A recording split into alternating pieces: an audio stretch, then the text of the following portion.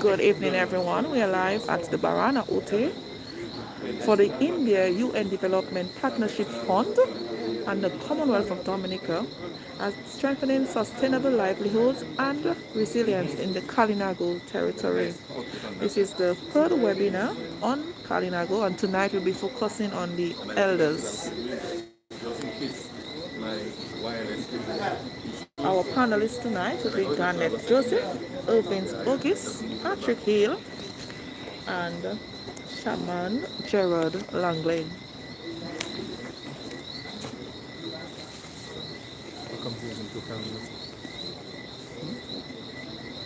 Okay, YouTube and Facebook. Okay. I'm just trying to figure it out. Just finding the business as well. I like the way you tangle them.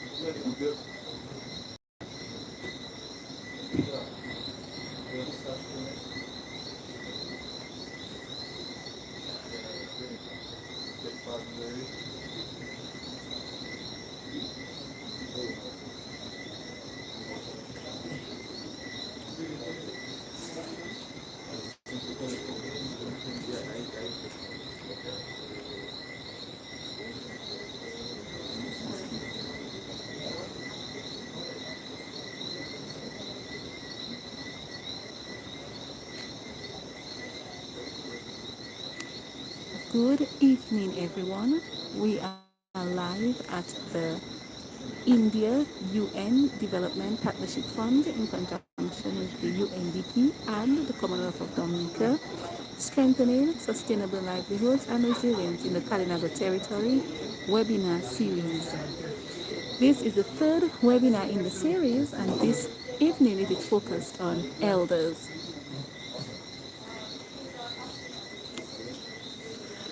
Among the questions that they'll be asked, how has the Kalinago heritage and tradition helped shape Dominica? What are the most important contributions of the Kalinago to Dominica's progress? What is the impact of the Kalinago heritage for the future of Dominica? What are the 4 takeaways every Dominican should be aware of regarding the importance of their Kalinago heritage? What issues, ideas, and suggestions they have in respect to the portrayal and dissemination of Kalinago history and heritage in print? So tonight we'll be hearing from Garnet Joseph, Irving August, Patrick Hill, as well as Sherman Gerard Langley. And Mr. Garnet Joseph is the coordinator of the Waiti Kubuli Karifuna Development Agency, WAICADA. For over 40 years, he worked tirelessly, contributing to the development of his community and culture. He was a founding member of the Karifuna Cultural Group, Carib Liberation Movement, a former Kalinago chief and council member. One of the achievements in his tenure was the weekly celebration that has come to be known as Kalinago Week. Mr. Garnet Joseph continues to work with WAICADA, which supports the repairs and operation of the Salivier Tunubuku Library with the goal of providing access to information for all Kalinago youth. So that's one of our first presenters, Mr. Garnet Joseph. Our next presenter is Mr. Irving August, and Mr. August also served the Kalinago people in several capacities.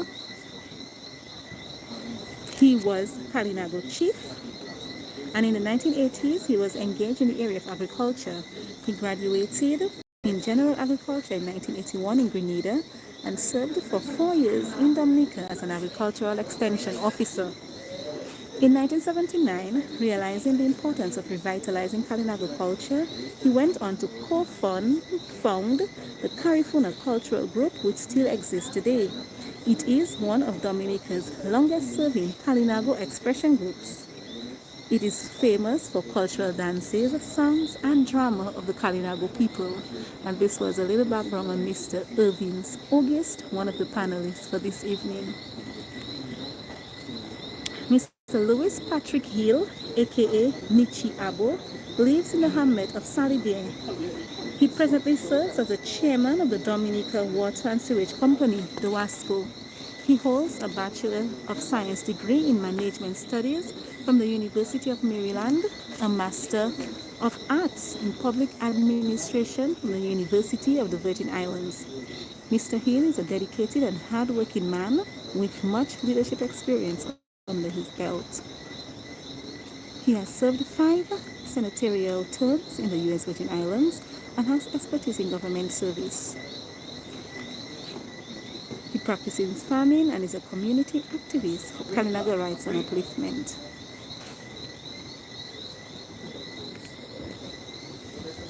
And we also have Mr. Sherman Gerard Langley. And we're about to start, so we can tell you more about him in a little bit. Good evening to everyone here gathered here at the Barana Ote, the Kalinago Barana Ote, and of course good evening to those of you viewing this special webinar featuring our Kalinago chiefs and elders. Those of you viewing via Emonews, those of you who are listening actually to the broadcast being carried on GPS radio, and of course we welcome GIS here with us as well, doing the recording and we subsequently broadcast the proceedings. Of course, welcome to the panel, and the MP, Jose Frederick, is going to chair that panel and get the discussion going. My task simply is to, apart from just welcoming everybody, to give you a sense of an overview of the wider project for which the webinar forms a part of. The wider project being undertaken in the Kalinago territory is called Strengthening Sustainable Livelihoods and Resilience in the Kalinago territory, or SSLR for short. The SSLR project is focused primarily on the Kalinago community, which is home to the largest indigenous grouping in the Eastern Caribbean.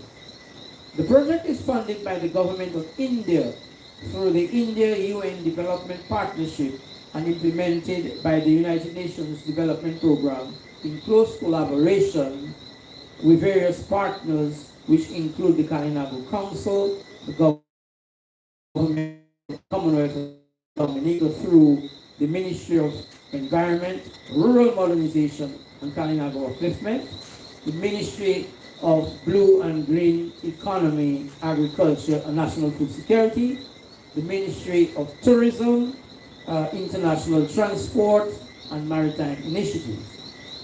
The overall objective of the SSLR project is to provide assistance to the Kalinago community to access equitable social protection systems, quality services, and improve sustainable economic opportunities.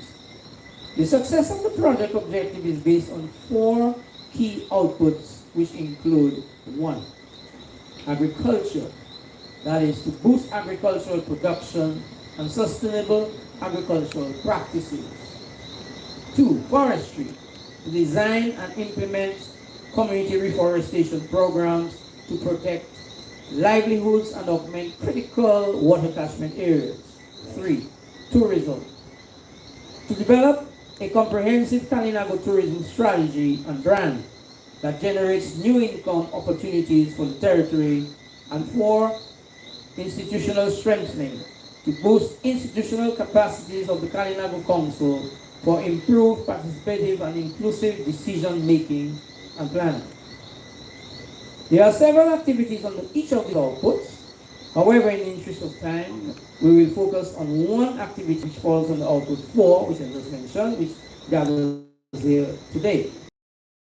The SSLR project team, along with the Ministry of Kalinago Upliftment, has noted the importance of wider debate to raise public awareness of the Kalinago heritage and the Kalinago heritage's impact on Dominica and the island's future as the first climate resilient country in the world. So the webinar fits into output 4 as a way of sharing that information, not only with the Kalinago community, the wider world and the wider Dominican population. Last week we had 2 webinars, last Thursday and Friday, which featured the academics and historians on Thursday, and on Friday we featured the youth. At these 2 webinars they were able to do quite a bit of sharing about the Kalinago contributions to Dominican culture and various takeaways and so on. So tonight, now we will feature our chiefs and elders at this seminar, and tomorrow evening, to wrap it up, the panel will feature Kalinago women. Okay, so we can look forward to that tomorrow evening. So, one more thing, the information that we garner from these webinars will assist a number of things. But chiefly, part of the project on Output 4 is the production of 2 Kalinago booklets targeting school children, a coloring book and a comic book. So the information, the ideas that are being shared about Kalinago culture and heritage and how Kalinago culture has impacted on Dominica now, in the past and in the future. This will inform these 2 publications, but also other types of productions, publications, audiovisual, documentaries that we may do in now and the foreseeable future. So there will be a question which speaks to that specific issue of Kalinago representations. So it's a great pleasure to pass the microphone over to the MP for Salivia, Honorable Kozia Frederick, who will then take it from there. Thank you. Thank you very much, Washla, Mabrika, to all our listeners via various media. I really wanted to say good evening to you tonight and to say that I'm excited to be here. I'm a wonderful time in Waitikubuli, Dominica country, and as we help to craft the narrative of the importance of indigenous people, the Kalinago people in our wonderful space. Tonight, to start off, I want to thank the Department of Kalinago Affairs, the UNDP and the staff, DBS Radio, Emonews, and tonight we have a sort of special focus with GIS. This evening I was carried to be on focus on government this evening, and so GIS is covering this as part of that movement. So really excited about the conversation tonight. And tonight we have a solid team here. We started off this last week with historians and academics. It was a wonderful conversation. It was expanded with the views of the youth. And this evening we'll look at the elders here who will contribute and add some value to the importance of Kalinago heritage and also the importance of understanding the people who will settle this space. Last year when I spoke at the budget debates, I spoke about resilience and capacity development in the Kalinago space. And I specifically spoke about the SSLR project.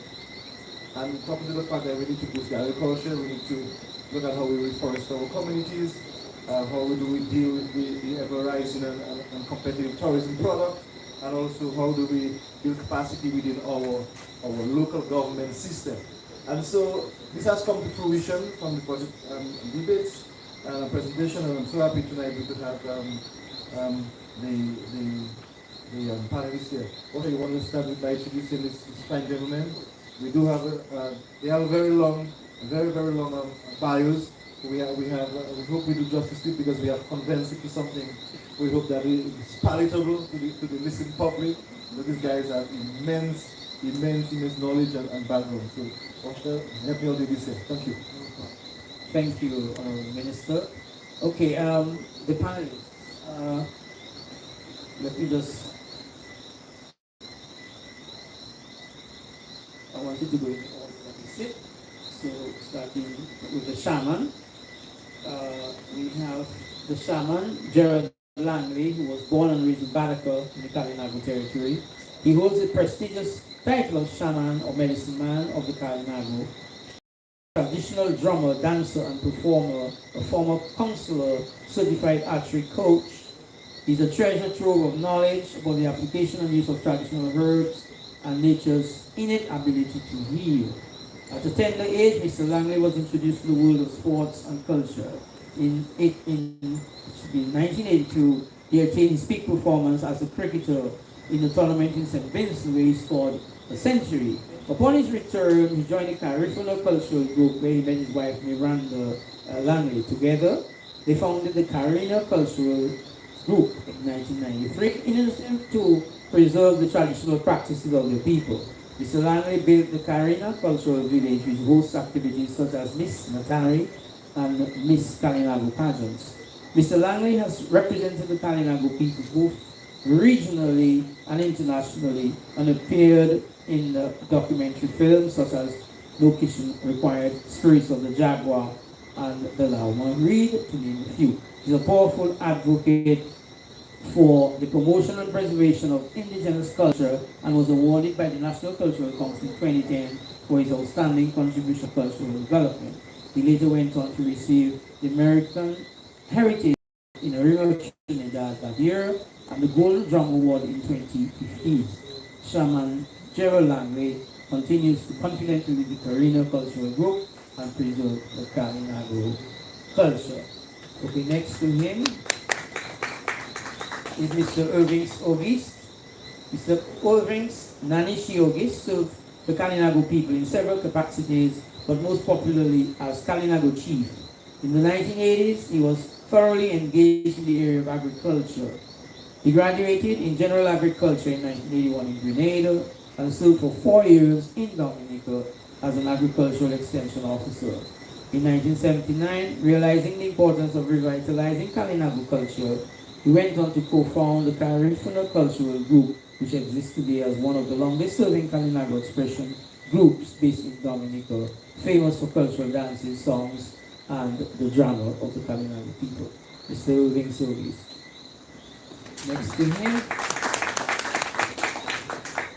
Next to him is Mr. Garnet Joseph. Garnet Joseph is the coordinator of the Waitikubuli Carifuna Development Agency, Waikada. For over 40 years, he worked tirelessly contributing to the development of his community and culture. He was a founding member of the Carifuna Cultural Group and the Carib Liberation Movement, a former Kalinago chief and council member.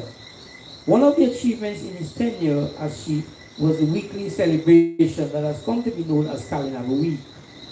Mr. Joseph contributes to work with Waikada, which supports the repairs and operation of the Salibia Tunubuku Library with the goal of providing access to information for all the Kalinago youth. Mr. Garnet Joseph. And finally, Mr. Patrick Hill. Louis Patrick Hill aka Nishiabo lives in the hamlet of Salibia, Kalinago territory. Presently, he serves as chairman of the Dominica Water and Sewage Company, DOASCO. He holds a Bachelor of Science degree in Management Studies from the University of Maryland and a Master of Arts in Public Administration from the University of the Virgin Islands. Mr. Hill is dedicated and hardworking man with much leadership experience under his belt. He has served 5 senatorial terms in the U.S. Virgin Islands and has expertise in government service. His mother tongue is English, but he also speaks fluent French Creole. In 2012, Patrick Hill returned to his birthplace, the Kalinago territory, where he conceptualized and started the development of Iwasi Kalinago Retreat, and also served as a dynamic and well-respected member of the Kalinago Council. Additionally, Hill practices farming and is a community activist for Kalinago rights and upliftment. Mr. Patrick Hill. Thank you. Thank you very much, Washler. And so to the listening public, we do have a well-equipped, I can say it that way, panel here with us this evening.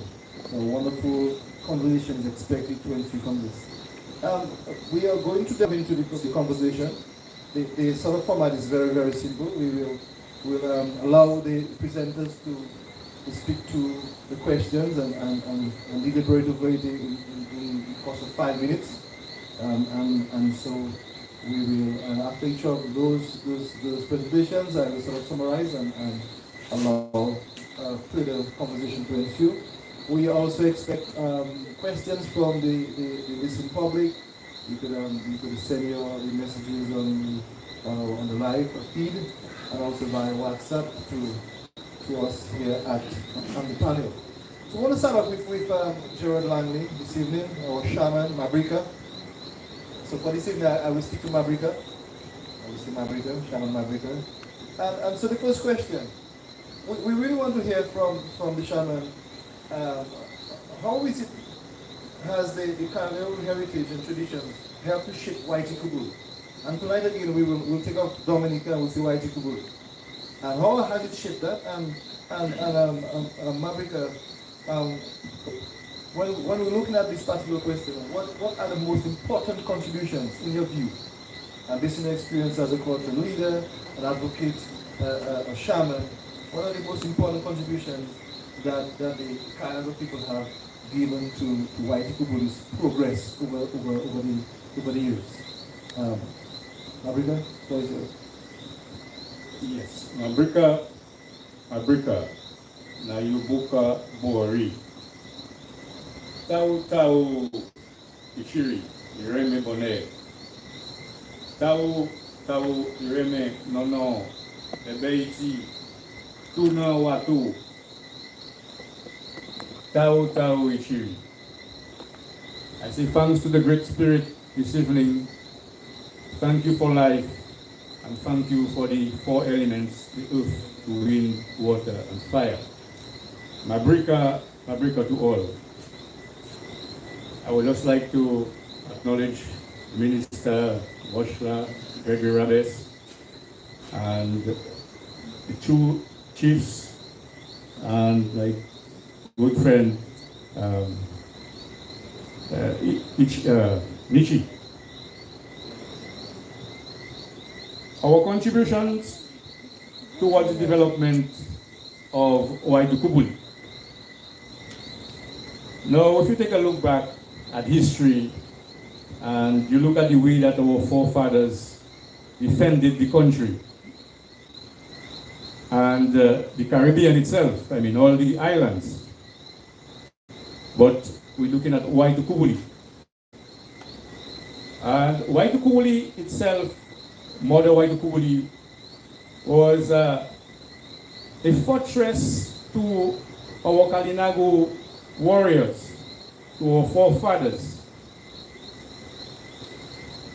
Waitukubuli provided protection, and in return, our Kalinago braves defended this motherland. For about 150 years, we fought before the others could come to this part of the world. When they brought in the slaves from the west coast of Africa, they were coming to a place where they did not know exactly where they were going. Now, when they arrived on the plantations, you could imagine the white colonial masters would tell them, you either work on the plantation, take your lick, or if you run in the forest, these savages would hold you and eat you. So these people had to stay and take their licks. Now, we as Kalinagos, our forefathers had other ideas. They came down to the sugar plantations and tobacco fields, burned them, attacked them, and set the black man free. Took him into our camps and showed him how to survive in this part of the world. Showed him how to live, showed him how to survive by making cassava, bread, herbal medicines, show him the trails, show him how to use the bow and arrow and all the poisons around them, with them of course.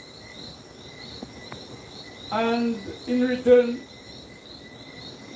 not in return then, but our forefathers provided housing for these people. You hear about, governments talking about, it's the first time in the history of Dominica that housing was provided.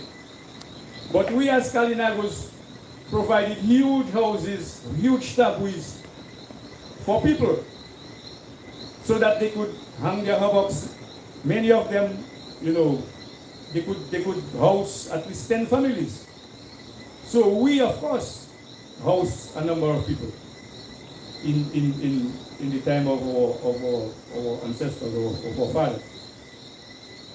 So we did help in that way. Our herbal medicines, of course, and our traditional way of life, our fishing techniques and so on, is used. Then you can understand that moving throughout the forest, we had trails that we could use from east, west, north, south. And the last time I was there, I think somebody spoke about the Shimeleta. Now, the Shimeleta, of course, that is where our forefathers used to, traverse the Waitukubuli going from one point to the next. But there is also, of course, a story to Shimeleta about the child of Karu, where the Ajabless, make a child with somebody that, they got with.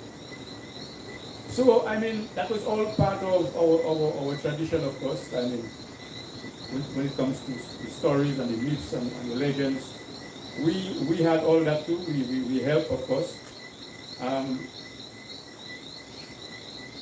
And also, up to today, you know, we have different things that like places like village names and so on, all the different communities on island. We contributed to that. If you're living in Kalibishi, if you're living in Kolihu, if you're living in Kulibishri, of course you're living in a Kalinago village. So all that is part of our contribution. Of course, Waitukubuli is still Kalinago. And once you're living on Waitukubuli, I believe that you are Kalinago, of course. Because it could be, I mean, there are people who have black, they are black, some people are Uli, some people are, but they have Kalinago blood, of course.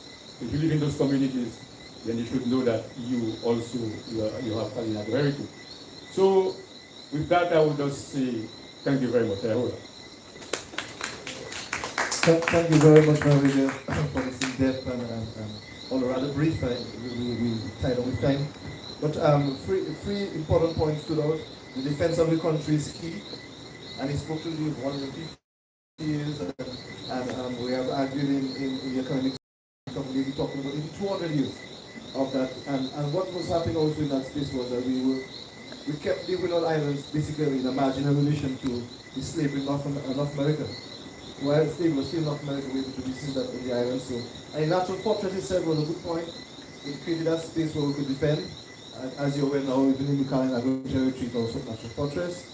He spoke about the housing, which is important. He used a word here, the tabui, which is the sort of big house, and the kabe. It's used interchangeably. The kabe, tabui, a very big dwelling house. When you with tabui, is actually a big space like a kabe, and the housing of people as they escape the plantation. An important aspect that remain also the herbal medicines, the fishing and techniques and so on.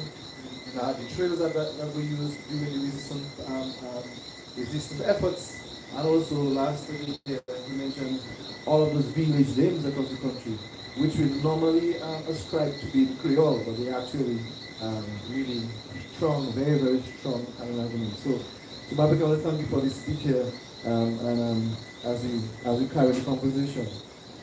Chief, I just want to remind you of the question. Chief, I call him Chief, Chief. How has the kind of heritage and traditions helped shape Dominica? And more importantly, what are some of the most important contributions that the Kalinago have made to Waitukubuli? Chief, you have the floor. Thank you very much, Margarita, and to Greg and to our minister, recognize you and our panelists here. Our contribution to well, the question actually says, what's our contribution to Dominica? But permit me to extend it a bit to say the Caribbean. Because the Kalinago people were found in many places in the Caribbean, many islands in the Caribbean. And the issue of were we there or was it a myth? That is a question that is going to be out of the question. Since a situation that is different, in the sense that recently we've been seeing a lot of research being done through archaeology. And there's proof that the Kalinago people did occupy way down from Venezuela all the way up to Hispaniola in Cuba. So we were there, and our contributions then could be looked at as the way that we fish, again, the way that we fish, the way that we communicated, having our dugout canoes and moving across the ocean from island to island. In those days, there were no boundaries between the Dutch and the French and the English. It was just the Kalinago enjoying the space of the Caribbean. And the administration, the governance of Kalinago people back was something that I think the Caribbean have been trying to do for the longest while. And I say that to say that we had an organization back in those days where the cacique would have been based in Cuba as the head of all the region, and the Obutus would have been in different islands in the Caribbean. So we know later on, as time evolved and colonies came in and left, that there have been movements for the single market and economy, the CARICOM, and all these organizations have tried to be formed And so it's not new to us in the sense that we already work to organize. So that is something that we already had in terms of governance and administration in the Caribbean long before the people who came afterwards, our friends, our neighbors. We look at things like our bow and arrows. You know, we had our bow and arrows which we used for hunting, and it probably would have been seen as primitive and backward by many people years afterwards. But then we look at an arrow, a bow and arrow going out to hunt, and we would hunt and shoot. Our ancestors would shoot what they wanted. Completely different from a gun. You take a gun, you go out to hunt, you shoot, you frighten all the other birds in the area. You disturb the whole ecology at this time. Good? But then we would go, our ancestors would go out there, and with their bow and arrows, it probably looked primitive as I said, but they shoot just what they wanted. And every other bird is quiet, all other man go check in their scene, you take your food, go home. Speak. But one of the times with bow and arrow, whilst it may have been seen primitive by some people, later it was developed and then the attribute came up. Because they just developed our bow and arrow and made it into archery, you know. The herbal medicines. What persons probably would have seen as primitive, and because, you know, all the Kalinago people or the Carib people, whichever thing they would have used them, were just using bush. They're not going to the doctor. Bush medicine. Today, from what we had then as herbal medicines and still have, today is a big industry. So many persons are into herbal medicines. You hear talk about sustainability. We hear permaculture. We always did permaculture. In our agricultural development, we always planted cane, potato, a little hot pepper or something all over the place. That was how we did our agriculture. And one of the things, you know, that I just want to point out, again, there's another big industry to do. And maybe humorous too, but I'm serious about it. And that is, persons would, and I've seen it happen many times, persons would look at the 17th, 18th century drawing of Kalinago people. And they look at it and they see there's little grass skirts or there's little grass things on them, with the little strings going from, hey, look at how the people on them used to dress. Today, lingerie and G-strings is a big thing in the world. Thank you.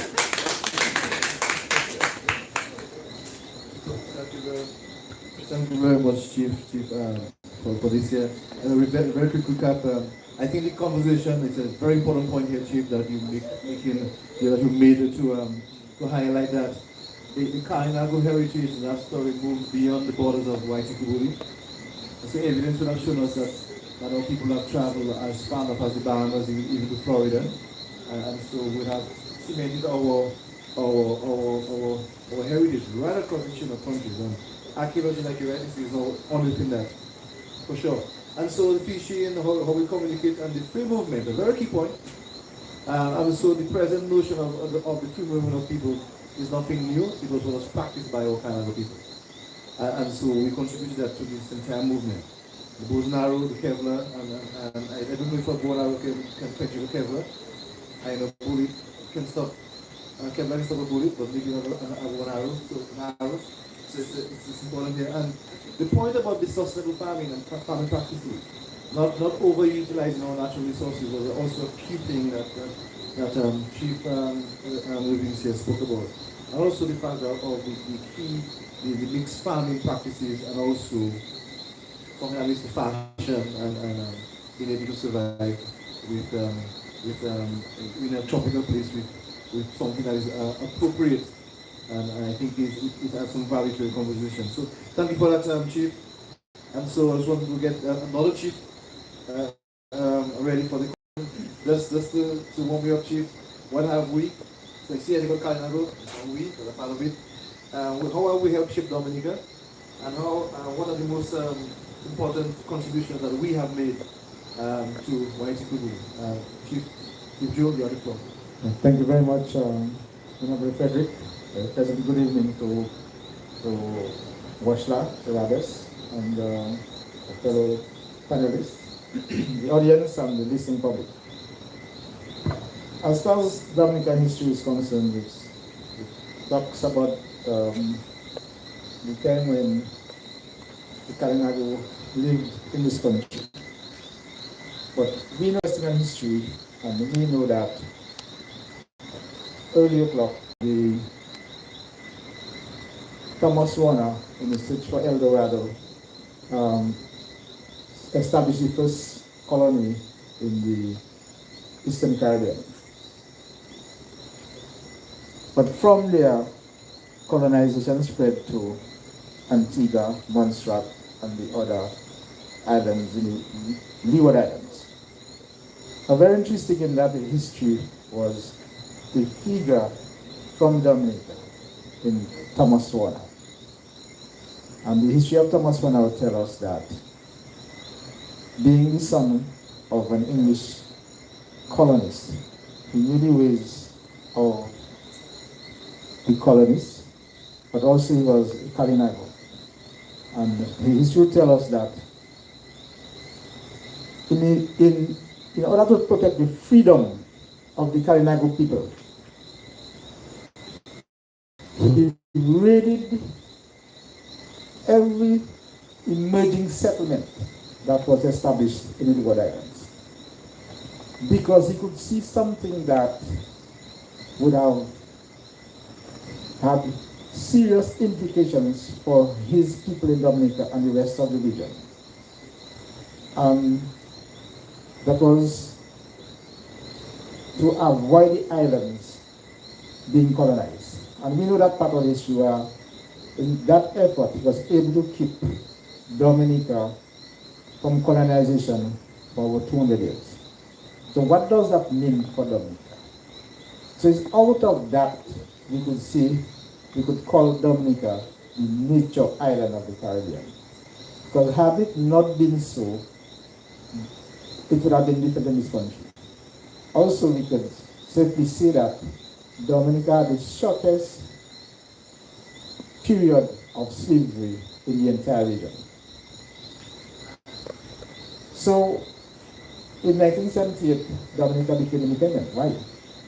They wanted to be able to make decisions of their own and take charge of our own destiny. That's what Tomoswana fought for, and the rest of the leaders who followed after him, is that freedom to keep Dominica safe, but same thing that as Dominicans we wanted in the 19th century. So the whole thing of it's something that people across the world want as well. Freedom. This is a universal thing that everybody wants.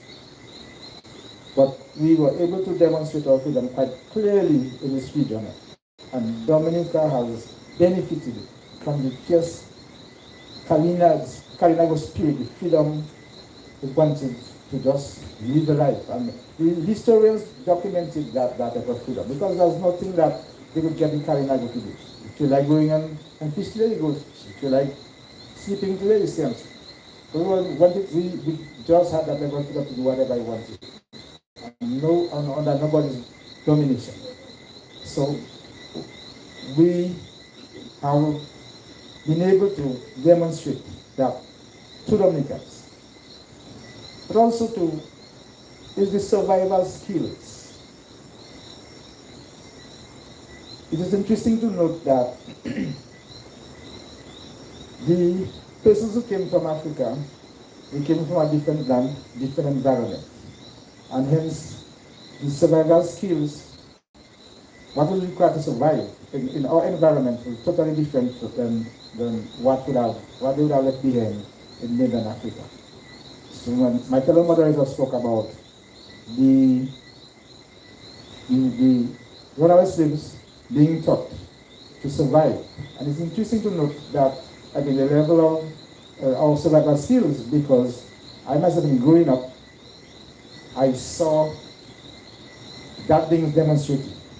But also, what important contributions were the language, name places.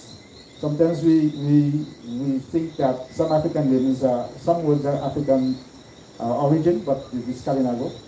The free movement of people across the region, free trade, and regional integration is one of the things that is spoken about now, but it's something that the Kalinago people have here. And communal living. One of the things that will let us install communities across the country and they're able to share everything. So when you spoke about Kootenai, and I think that's something as tradition that is quickly eroding, but this is something that the Kalinago has definitely contributed significantly to the development and progress of this country.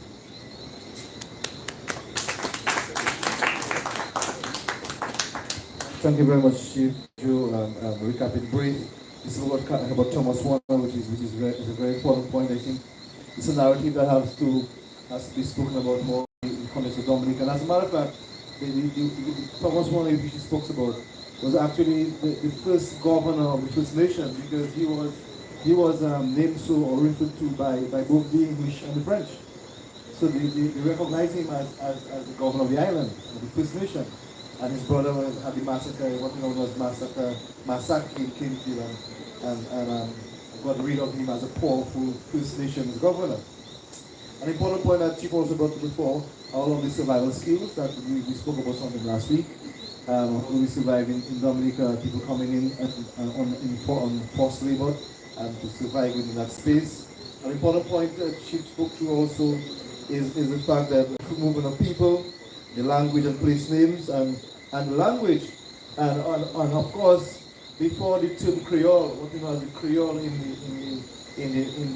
the most recent narrative, there was a mixture of Kalinago, Taino, what they call Arawak, mixed with Kalinago. That was spoken. This language was spoken way before what we know now as that Creole we talk about now, and so people were able to communicate with each other across borders. So, Chief, thank you for that. The communal living is important. Even today, we have vast series of family lands across the country, and that is a tradition of the Kalinago heritage, where we live together in community with each other. Nichiabu, do I hide the question, or you ready to rule? Nichiabu is ready to rule. My friend, you have the floor. May the ancestors be pleased with my thoughts and my expressions this evening. Mabrika, I am joyful to be sitting here with my brothers and to be honored and recognized and asked to participate by my brother Shubutu. So thank you. I will not repeat what has been so eloquently stated by my brothers who have spoken before me. They have given you a lot of history and a lot of information about how the Kalinago people have contributed to the development, the growth, and the current position of our country. So let me just mention a couple of things that are more recent, since they have done a really good job on the past.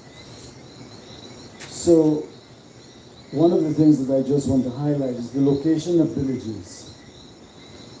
Dominica, unlike many of the other Caribbean islands, is an island that has a population that is dispersed all over the island, on several little bays and in some mountainous, sometimes inaccessible places. We must ask ourselves, but why were those villages, why were they established? Why are they where they are?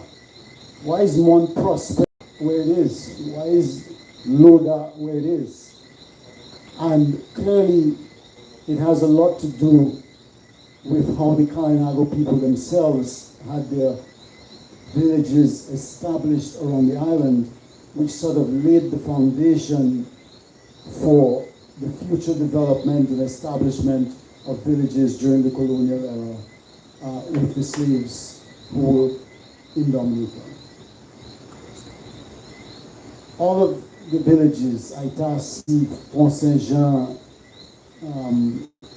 Maho, all of these coastal villages were at one point in time occupied by Kalinago people.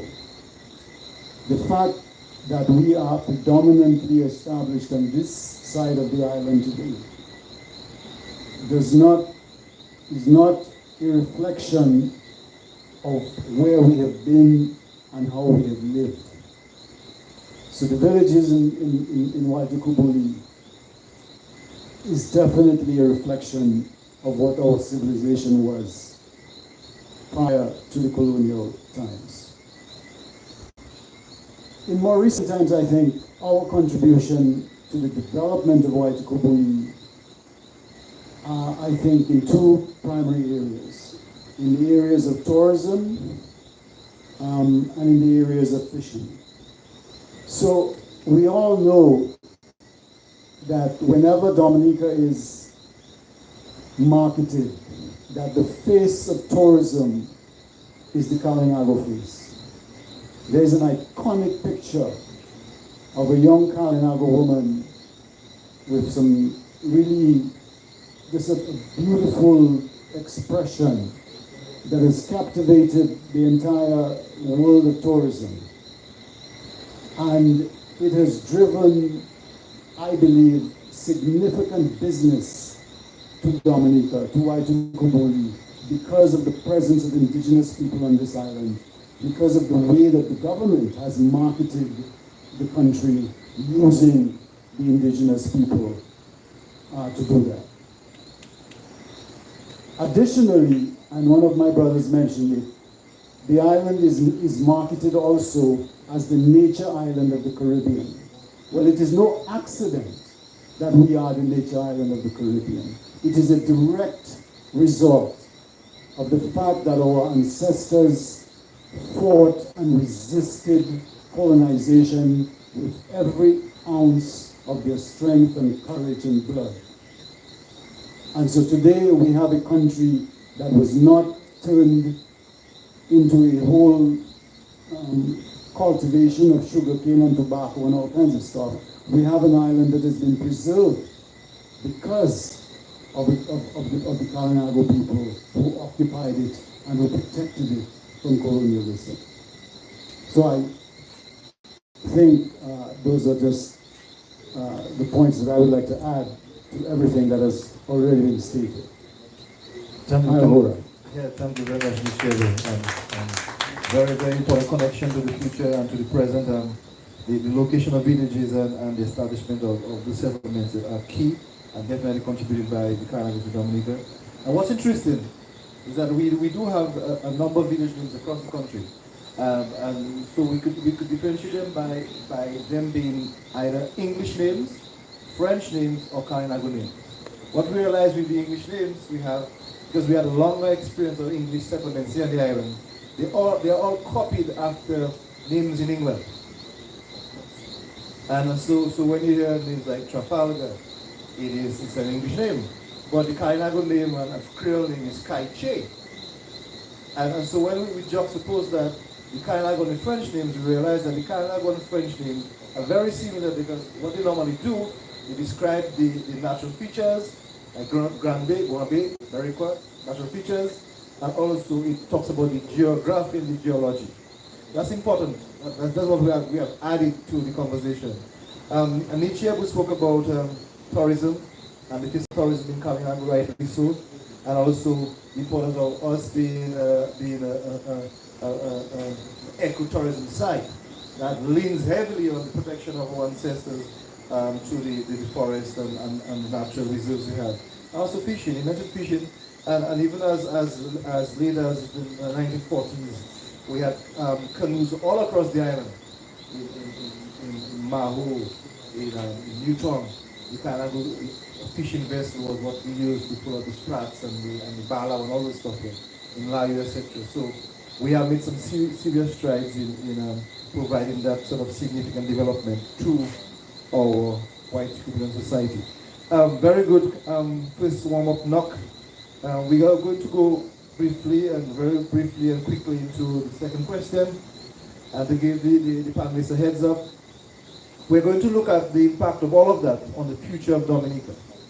So we're going to see how other things will impact the future of our Waitukubuli. And we want to speak about that contribution within the context of climate resilience and climate change. If we can do it that way, I think we can add some value to the idea or the notion of building the first climate resilient country. Shaman Mabrika, how do we look to the future with all that we know to be really very strong Kalinago heritage? Well, yes, Africa again. I mean, if we can combine, some of the past and what we have in the present, then I believe we can, move, into the future and being very, very, very resilient. Already, we as Kalinagos, when you talk about resilience, you're talking about Kalinago. But if we add our architecture, our designs, the way we build, we can, look at us building a huge temple like that. It haven't got to be, in straw, because when you talk about a temple, people believe, well, you're just building a kaipai. But you could design it in a way, and you could house, 2-3 families in that. That is all part of our architecture. Being resilient doesn't mean that you have to, build a whole set of concrete boxes. But if you look at our architecture, then we can work on that. We can work on designs, and that can help us further our cultural practices, and also being resilient. And also when it comes to polluting, flinging, voltiging rubbish everywhere. I believe that,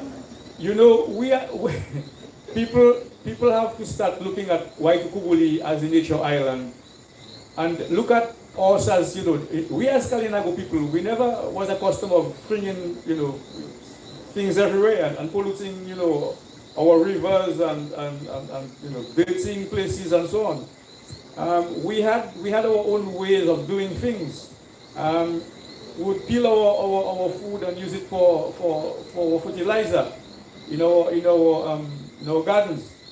So instead of us using so much pesticide and weedicide that we're using today in our agriculture, I believe that we sort of polluting our environment, and also we sort of losing some of our fish life and some of the things that we used to depend on in the past, and we should be depending on as we move on into the future.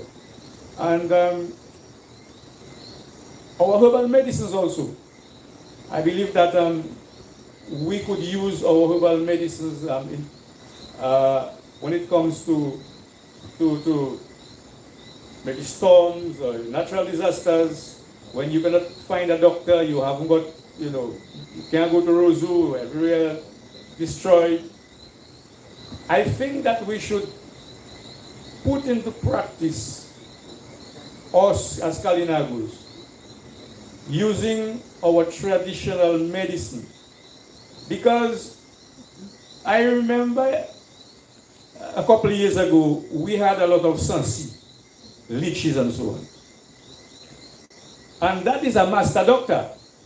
If you get a blow now from, a branch, something knock you, you fall down, you knock your foot and so on.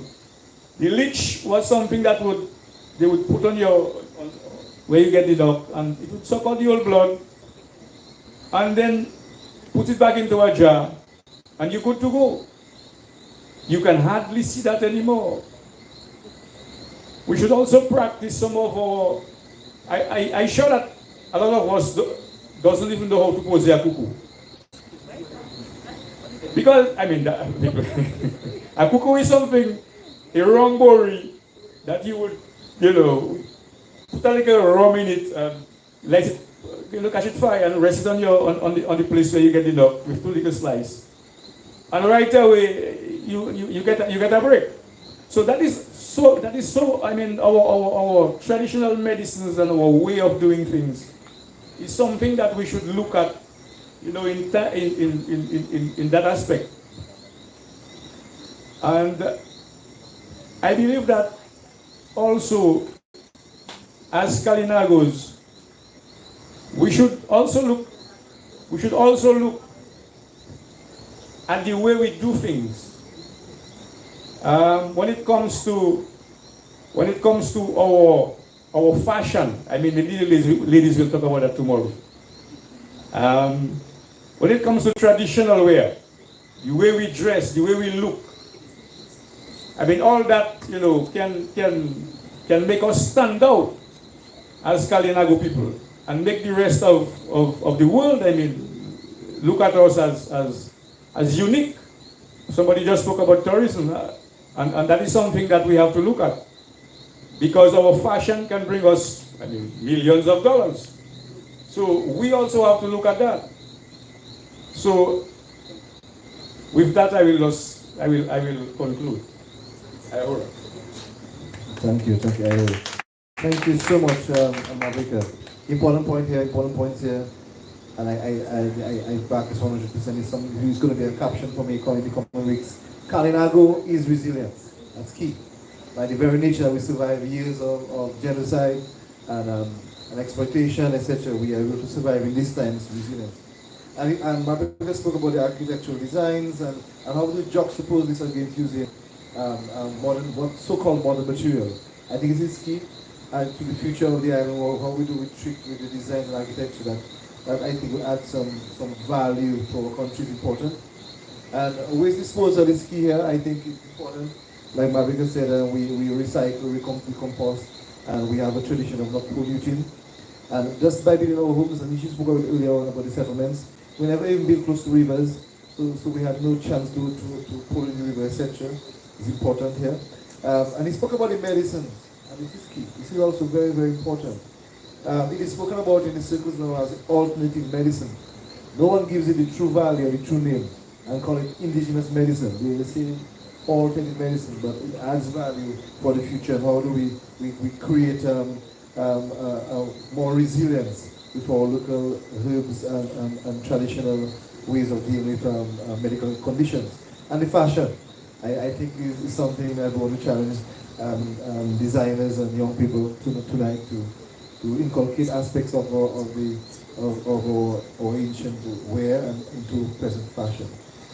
Chief Nanichi, I want you to carry on from here to build on that conversation. So you have the floor. Look at the future. Thank you very much again. I pretty much will follow from what our chairman has said.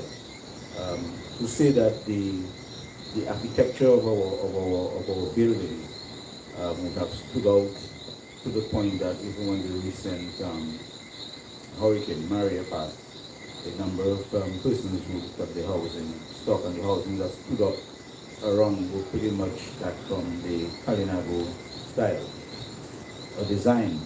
And I'm talking about, and you people know too, I'm talking about the new houses that were built, and not necessarily those that government sponsored.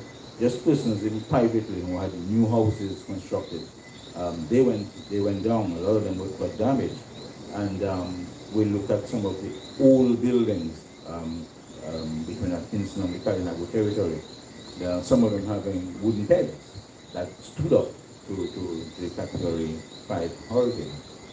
We look at much even closer to us, the old council, or temporary as the old council building at the top and in the mouth of the wind, despite the fact that some persons may think that it is not solid. That stood up to the Category 5 compared again to other houses that were constructed recently. So housing is one of the key things there. And herbal medicines is something that we need to continue to practice. But we need ourselves to not only practice this, but to see how we can make it marketable ourselves. Because a lot of the indigenous, a lot of what is ours, is being taken by other persons and made marketable, whereas we remain the people even not having copyrights over our own products. So this is something I think that is very key for us to look in the way going forward to. That we look at intellectual property rights and copywriting and that kind of thing of Kalinago heritage. And our foods, I believe we need to start looking more and practicing the foods. Eating a little bit too much rice, and we are forgetting food like the bread nut. We are cutting down bread nut trees, and we are planting dachin and bananas and other things that was later brought in. We need to do more potatoes. We need to plant more topi tambu. We need to grow more boiton so that the children can enjoy and appreciate boiton when they go to school at break time, instead of they eating cheese ball and whatever, big food and small food, that they can appreciate more of the grapes, the sea grapes. They can begin to appreciate more of the zika, those things that our people ate, we ourselves, some of us ate, and we are here and hearing young people telling us, well, this fellow is not aging at all, So this is the good vibes, this is the good food that we need to go back and grow and practice agriculture with the moon. People would plant according to the moon. Today with all the research and science, I remember I studied agriculture, of course, and then the moon wasn't even taken into consideration. It was a whole different scientific approach to the agriculture. And so we need to look back at those things because they have helped the resistance process. The garbage, as my brother rightly said there, we would take the food peeling, and I mean, I'm looking at this thing very seriously again, that if the rubbish truck don't pass, the dogs are having a feast and the kind of nastiness that is on our streets. We've been there before and we never used to see those things. And why we were not seeing those things? Because our forefathers, when I grew up, we were growing and eating a nice mess of kokoi and some roast pig with meat in the morning for breakfast. But today, if we do not have bread with plastics to throw around the place, we don't think we have breakfast. So those are the kind of things that have been resilient to us. And we did not have plastics, we did not have corned beef tins to throw around, and sardine tins and all those things that we must be, bagging and carrying and put on the side of the road. And the truck doesn't pass. Then the dogs pass and make the place look so untidy.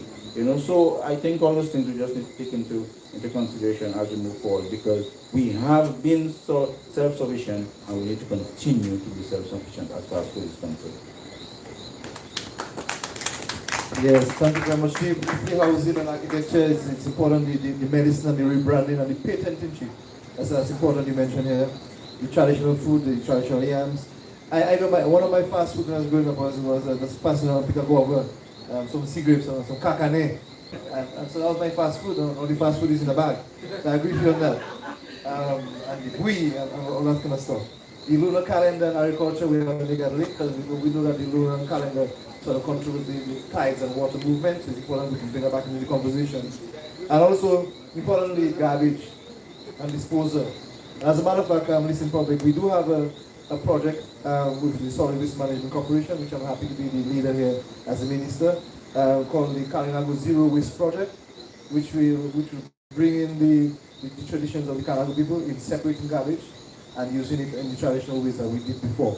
So it's very, very good point here. Chief Joe, let's roll. Yeah.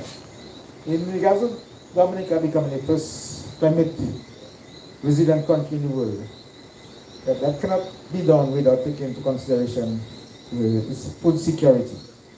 And in doing so, we don't have to look back on what Kalinago people did for their own survival. Because we seem to think that after any major disaster, that some foreign country must come to our assistance and provide food for us. However, this is something that we should take into consideration in times of on good times and bad times. It doesn't necessarily require disaster for us to focus on our food security. It should be part of you know, the way we do business. And that should be first and foremost. Particularly now that the current situation in Europe now highlights the need to take that into consideration. So how do we do that? So sometimes we have some of the foods that we used before, we have completely forgotten about the ado and the wawa and that type of food. Also, we have to look at the cassava and give great importance to cassava, because while cassava in the country and in our region has taken a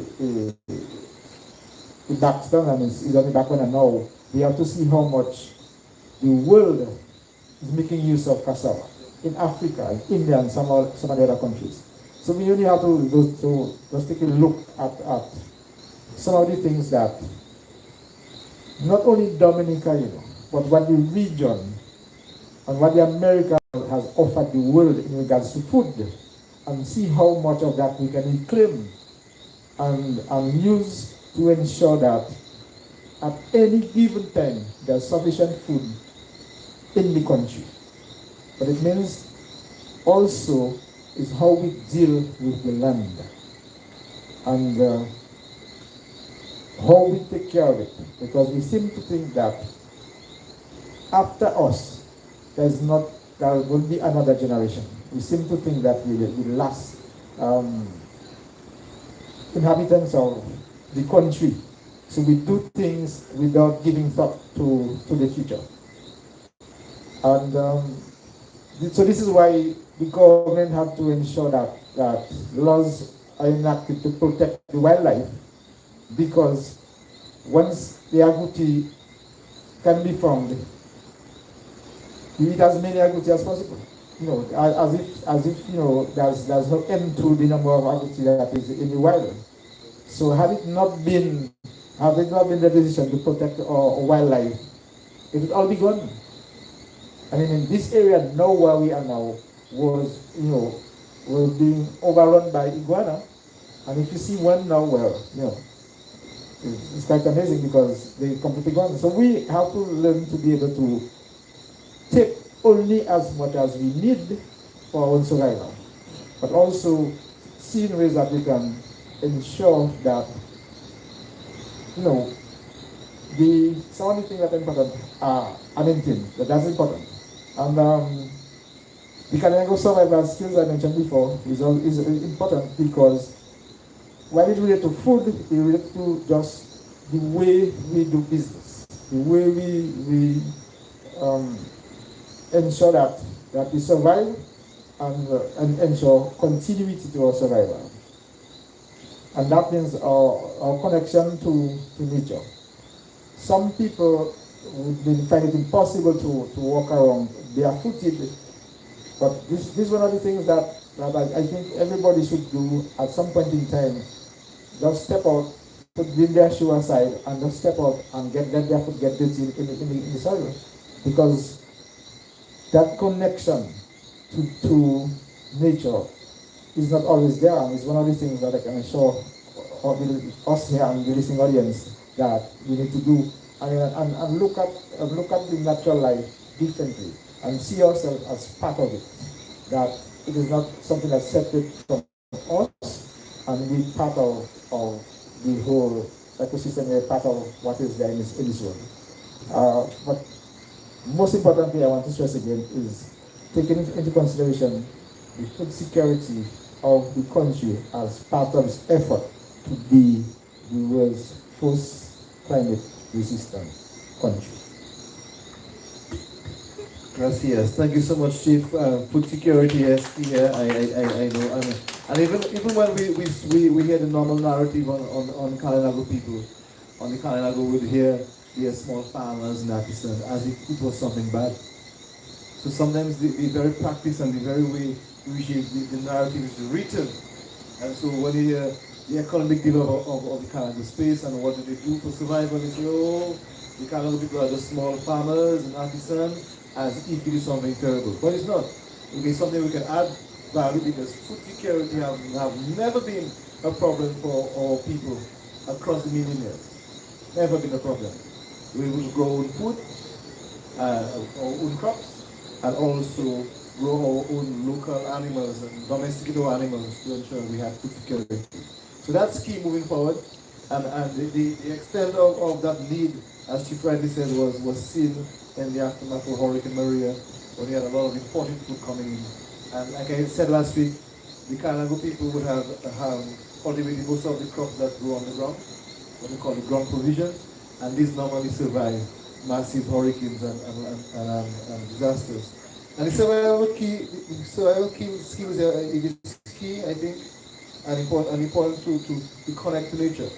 We see a resurgence in the world where everyone is trying to get out of their air-conditioned boxes and to enjoy nature. And if we do that along the lines of the Kalinago model, we will have a thriving tourism industry and also a sort of safe haven, a new frontier for the ever wild and crazy developing world. So thank you so much for that, Chief. Lichebo, we want to do this, and after Lichebo is through, we'll take a few questions. I have a few questions from the feed, and I'll ask those questions to the panel, however. Yes. Ichi. Hi, Aurora. So, I think to answer this question, I want to suggest that we must go back to a different time, to a time before the colonial experience, before neo-colonialism, a time that my brother Shibutu likes to refer to as the time of abundance.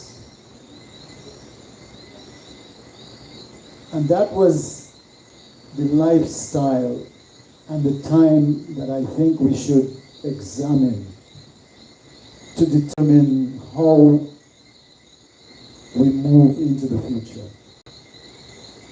We should not base our vision of the future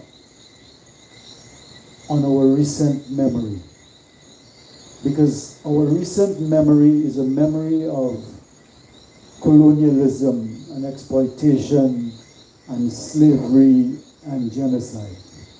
But there was a time before that, and I think it is the time that my brothers have spoken about. But if we examine our lives today, and that includes the Kalinago people in this community, in this space, we will recognize that we have inherited and we have copied and we have sort of incorporated into our lives practices and values that are not in tune with nature, that do not support resilience. Resilience, sometimes I think when I hear the word, and it is being bandied about a lot these days, that people think maybe resilience is building a big concrete box that you can crawl into when a hurricane comes and you'll be okay. But that has very little to do with resilience. Resilience begins with the human being, with the human spirit. We, as people, must be resilient. And for us to be resilient like our ancestors were, and to deal with all of the challenges that will come, we must go back to that time and figure out what the value system was. And my brothers have mentioned this connection to nature. The fact that our ancestors, before they cut a tree, would speak to it and ask its permission, and to say that they were doing it only because they had to and there was a need. That before they killed an animal, they did the same thing. And when they toiled the soil, it was looked at as Mother Earth, as their mother. Today, what are we doing? We have chainsaws in the forest just murdering the trees. We have people who are gumming these trees, and you walk into the forest and all of the the gomia trees look like they have cancer. We have people who are practicing agriculture with gramaxone and top and this and every pesticide in the world. We are killing the soil. We are poisoning our rivers. We are killing the life in the sea. These are practices that came out of our recent memory. These are colonial practices. These are things that were imposed upon us. And now we practice it as though it is our own and it is our way of life, and it is not.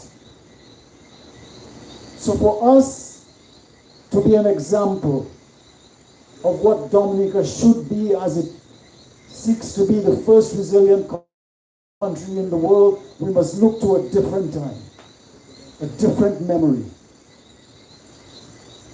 A time of abundance, a time when the soil was rich, when the rivers were teeming with fish, when the Kalinago would just pull out in a dugout canoe right there on the coast and catch as much as they needed to eat. So that I would suggest. But we do still have some practices that are good.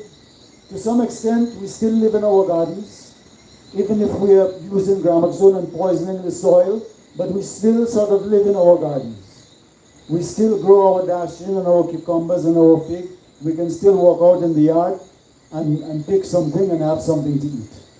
But we can do better. This idea of food security and food sovereignty is such an important issue for this country. And I think what is happening in the rest of the world is a great example and reason why, as Dominicans, we must begin to really figure out how we can be self-sufficient when it comes to food. This idea that when you want lunch, you go to Kentucky. Kentucky Fried Chicken is the worst thing in the world to eat. It's a bunch of poison in your system. And it's the most popular thing in this country. We have to move away from that. We have to find the things that are healthy for us, so we don't create all of these diseases that put pressures on our healthcare system that we cannot afford, that causes all the cancers and hypertension and diabetes and all of these things.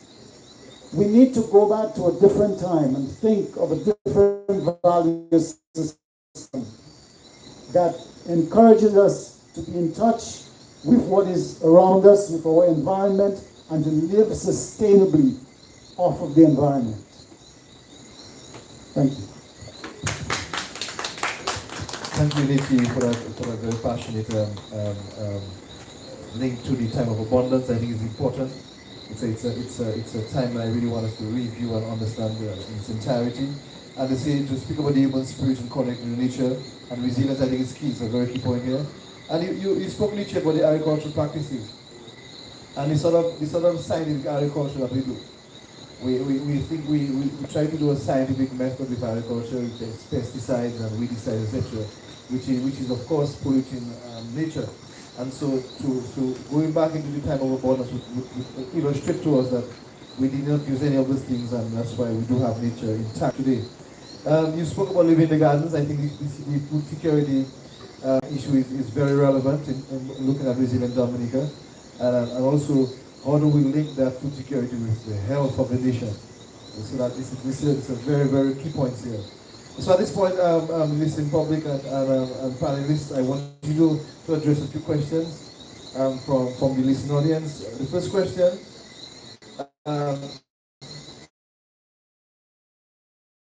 ethnicity. We spoke a lot about culture. We spoke a lot about communal land. Apart from those things that we can extract as being Kalinago or highlight as Kalinago, what other things that set us apart from the other Dominicans or other Caribbean citizens, apart from the communal ownership of land and the sort of ethnicity, the color of our skin and our bloodline, etc.? What other things that set us apart from other white Kubulians and other Caribbean citizens? And what do you want to tackle this?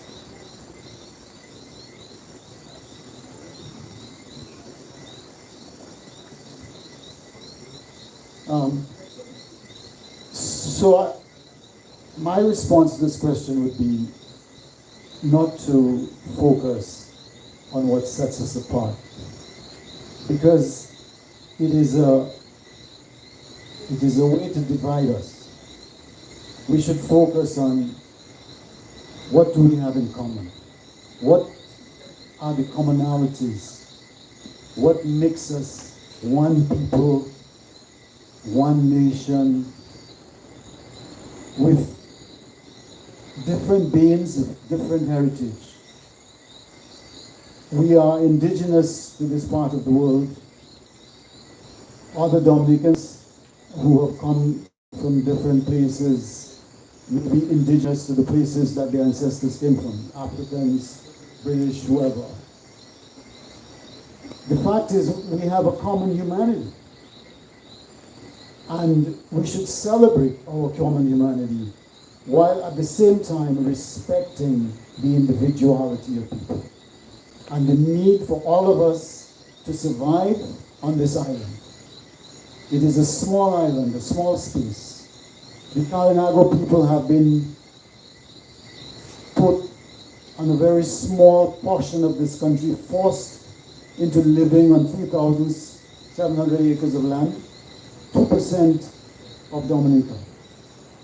So there are a lot of things that we could talk about that makes us different and puts us in a different category.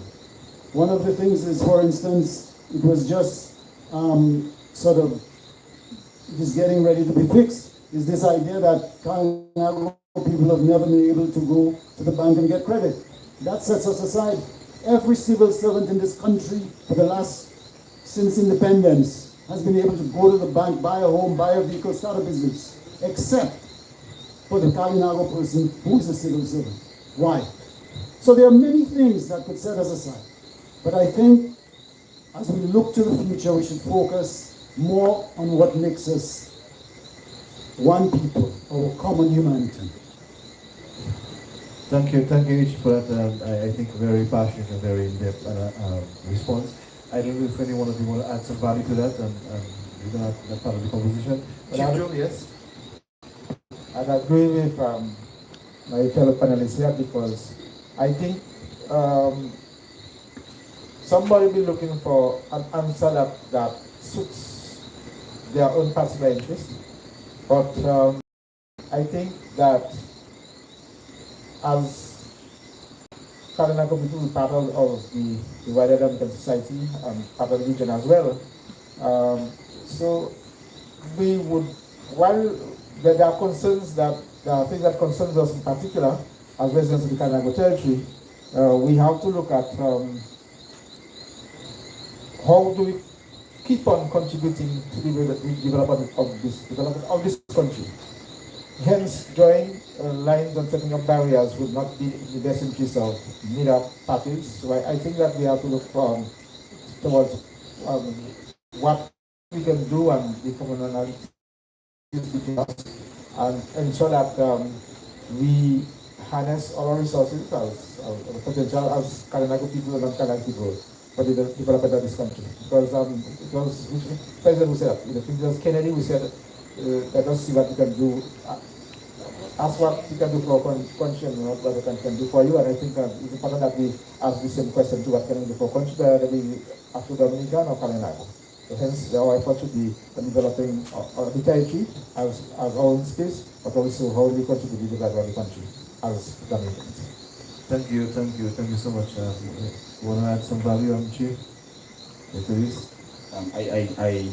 I don't know whether the question was intended to be one way or the other, but my contribution to it would be what sets us apart should not be looked at negatively, but in a positive sense, and that is to say that the Kalinago should not be seen as just Kalinago, but we need to see ourselves as part of an indigenous world movement. And so that sets us apart already, because we here at Kalinagos, the Mitmacs, the Pecos Nation, there's a lot of other nations, the Pequots, there are a lot of other nations like us around the world. We have the Aborigines in Australia, we have the indigenous peoples in New Zealand. So on an international level, we don't set ourselves apart. We are just part of a larger movement, a larger family, and there are things that have made it good for us because of that family, and that is because, and I can point to things like the United Nations then, addressing world issues, would be addressing indigenous peoples as a special group of people, like how you look at the disabled persons or the physically challenged people, or youths, and that kind of thing. The OAS has a desk for indigenous peoples.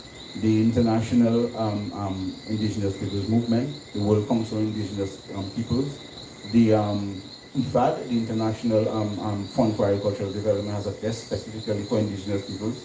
So if we look at it in that positive sense, there have been, that would probably put us apart in the positive sense. Thank you, Chief Anichi. Yes, we're good on this here. I want to go delve into the other question, but I want you to also think is another question from the audience, which we'll bring in after the second quick question here. Someone asks, is there any evidence to suggest or to highlight the use of cannabis as herbal medicine by the Kalinago people? So I want you to think about it, if there's any data that we have more information about that particular thing. And also another question to consider. Is it too late to have a name change from Dominica to Whitey Kubuli? And so definitely we will look at those questions if time permits us during the conversation. Gentlemen, we're doing fine, we're doing very well here. Question number 3, let's get ready for this. We want to leave with the listening public a few takeaway points. A few things that we really want them to pen down in the diaries after tonight's conversation. And so what are some of the things you would like to leave with the listening audience regarding the importance of Kalinago heritage? That should really be cemented, maybe etched on a wall in their home, or on a pillar of the house, or a screensaver on their computer. At least for those that every Dominican should be aware of regarding the importance of, and here's how we say, their Kalinago heritage. So it is apparent to us that throughout the conversation that the heritage that exists within the country is not only endemic to the people of the Kalinago space, but also it has spread its wings across the entire landscape. Abiga, Shaman? Yes. I would just like to tell the rest of the Dominican people to just take a good look in the mirror. Take a deep breath. Meditate hard. Go deep within yourself. And ask the question. Because Kalinagos doesn't only live here in the Kalinago territory. Because there are Kalinagos in Petit-Soufrière, we have them in Bacatel, we have in Petit-Savan, we have in Capuchin, we have in Wetika, we have in just all over the country. I remember a couple years ago, that was in 2006, we embarked on a project, on a program that we should visit all these communities and reconnect. And I believe we should do that again. Because Whitey Kubuli is Kalinago. So during that movement, Kalinago we settled all over the place. So we have families in Petit-Savan. We have families in Petit-Soufrière. So it would be good to reconnect. And I would like us as Kalinagos and those out there listening, that we should try and reconnect again as Kalinago people. There we build strength. Because I have spoken to Kalinagos in Petit Savan and Petit Soufriere, and what they are saying is that we have forgotten them. We doesn't regard them. So I believe that we, here in the Kalinago space, we should try and reconnect with our families and our blood brothers in the different communities. Now, I would also like to tell the people of White Kubuli that when you look around you, you see a lot of green mountains and beautiful spaces. There are places on White Kubuli that is very sacred to us as Kalinago people. We have burial grounds all over the place, all over the island, secret spots, and they are being used as rubbish dumps. I believe that the people should really take a good look and think deep that where you're throwing your garbage and your rubbish or whatever you're throwing could be a secret and a very special place that our forefathers used. So that is maybe two. The people of White Kubuli, once again, when you take a good look at yourself, I mean, you cannot say that you haven't got Kalinago blood. In one way or the other, you have Kalinago blood somewhere. If you look at the different faces that you can see around. So, the people of White Kubuli, I would just like you to respect us as First Peoples, as Kalinagos, because I remember back in the 60s and 70s, we have gone through a lot of discrimination. People have disrespected us. Malquaib sauvage, you haï toi vaille. Quaib this, quaib si, quaib ça. So I would like people to respect us as First Peoples, as Kalinagos, because we have contributed a lot to this country. And we are still contributing. So we need respect. And I will even go as far as saying that there should be laws to protect the Kalinago race, the Kalinago people. Because we have laws protecting Agouti and Manikou and all sorts of stuff. But we are losing our people. We are losing our tribe, our race. There should be a special law protecting us as First Peoples. Because I remember when we were in the council, some people, some guy was trying, to set traps for people in the community. And in order for us to get that man out, we had to write a letter to the Minister of Community Development to get him out. I mean, what is it that the Minister of the Minister know about the territory? So, I mean, there should be a way that the chief and the council, or whatever it should be able to deal with that. So what I'm saying is, we need a special law to protect us as indigenous people, First Peoples on this White Kubuli.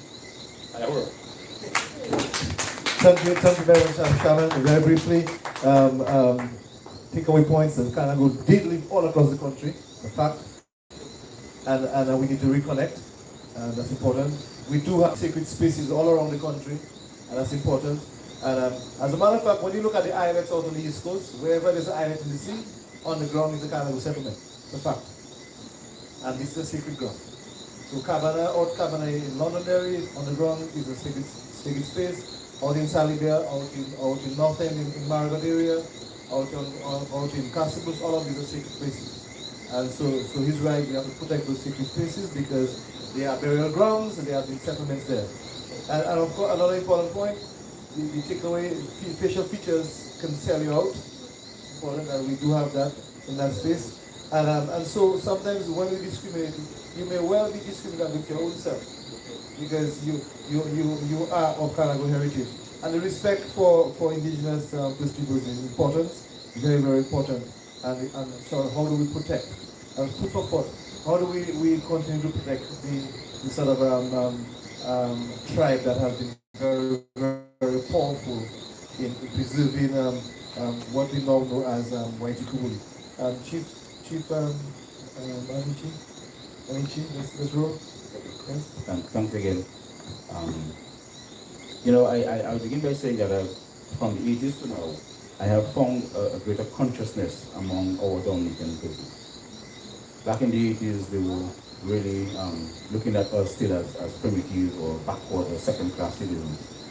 But today, I don't know if it's a change from Cari to Kalinago, or if it is because we have had so many other persons from Dominica studying abroad with universities and studying other indigenous peoples, that they have begun to appreciate the indigenous peoples of Dominica. But I want to say tonight that I have observed there is a bigger consciousness, there is a better communication, and more respect given to Kalinago people, and I appreciate that. I want to run into the 4 points I've just jotted down, and that is the Kalinago people have always been self-sufficient. We've always been self-sufficient in many ways. And despite what other persons may want to think, Kalinago people are proud. They're proud to be Kalinago. Our houses may be small, unpainted, sort of maybe on the side, but we don't pay rent. We don't pay no rent at all. And Kalinago people never try to live above their means. Okay, so that's a level of independence. Now we've seen changes, and we appreciate it. We see new houses coming in, and we are very grateful, Mr. Minister, to you and your government for those kind of changes. Unfortunately, Maria gave us a nice blow, and personally, I'd have liked to see more traditional style houses. They will be built now, but probably there's something we will consider for the future. The Kalinago people have never been poor. And persons would have referred to Kalinago people poor. But Kalinago people can't be poor when they can feed themselves all the time. They don't go to anybody else asking for food.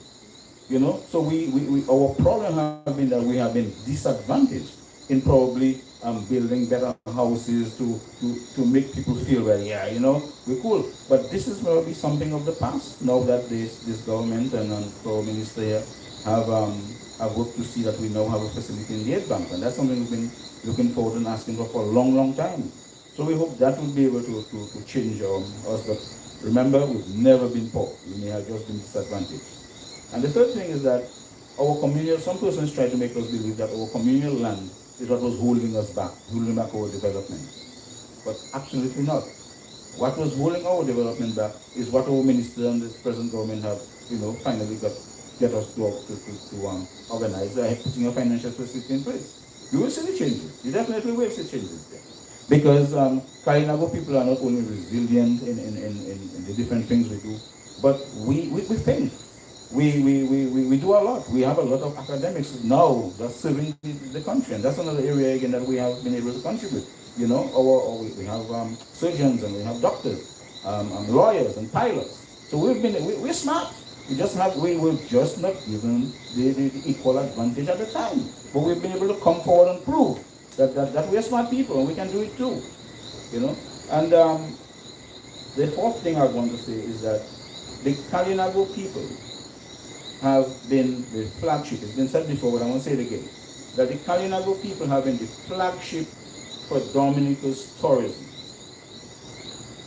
Because White Kubuli is the only island in the Caribbean that stands apart from others to say we have indigenous peoples living on our island. None of the other islands. We can say we have parrots, other places have waterfall, other countries have Manipu, other places have Butitu, other places have sandy beaches. The only thing that makes us stand out than the other islands is the fact that we have an indigenous population that still lives today in this island. You know, the problem I have with that is that the Kalinago people are still being seen as living monuments in the tourism business, and we need to be encouraged, we need to be supported so that we, the Kalinago people, are able to make more money out of the tourist dollar that comes in the country. And I am asking everybody who can help to make us make more of those dollars. Help us our restaurants, our different facilities, you know, not because you hear that we have a financial facility in our name now that we say, all is done.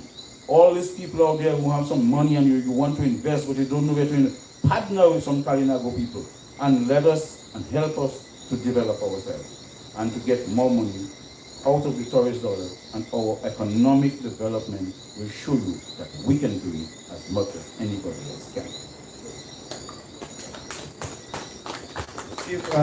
Takeaway points, self-sufficient and a high level of independence and also pride to be Kalinago, and to bring any conversation regarding poverty and how we treat, how do we define poverty, and that's an important thing, and make the point that we will never poor, and that's important. And the sort of shedding some light on the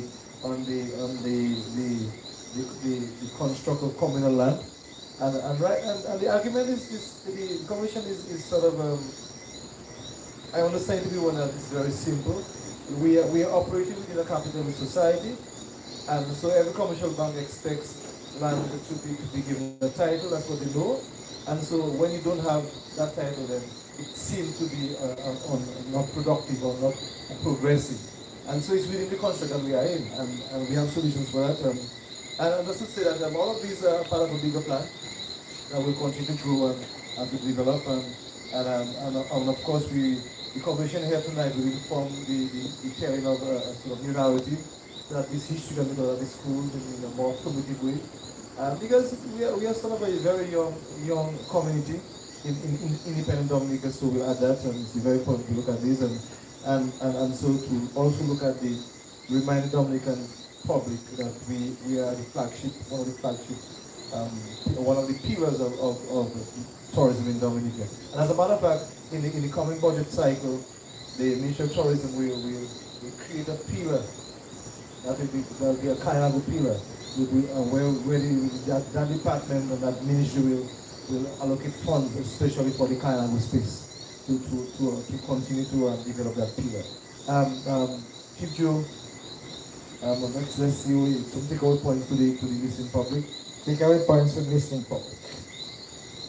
As Kalinago people, we are part of a broader indigenous family, because many simple things, but based on the history that we are taught in schools, we think that indigenous people are just Kalinago people.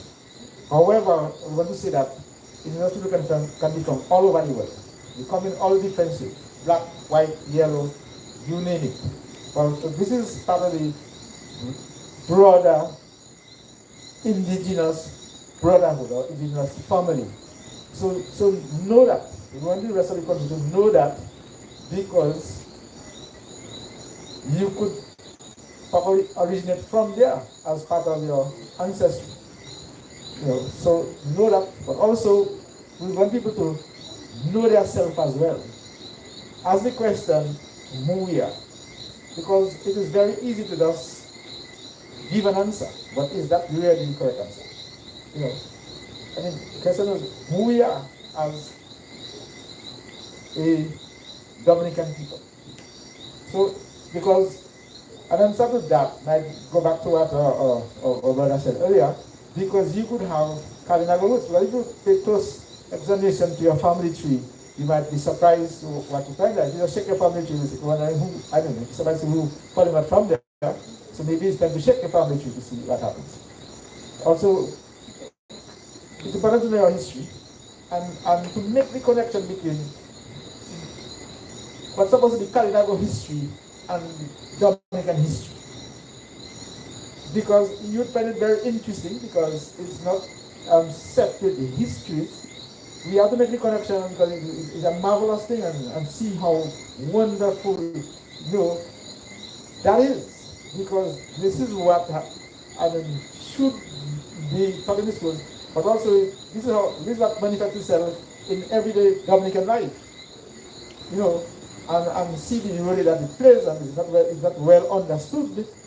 So hence we need to just check it out a little bit, our history, and not necessarily rely on what is being taken from the pages of the printed material that we use in our schools and call it history books.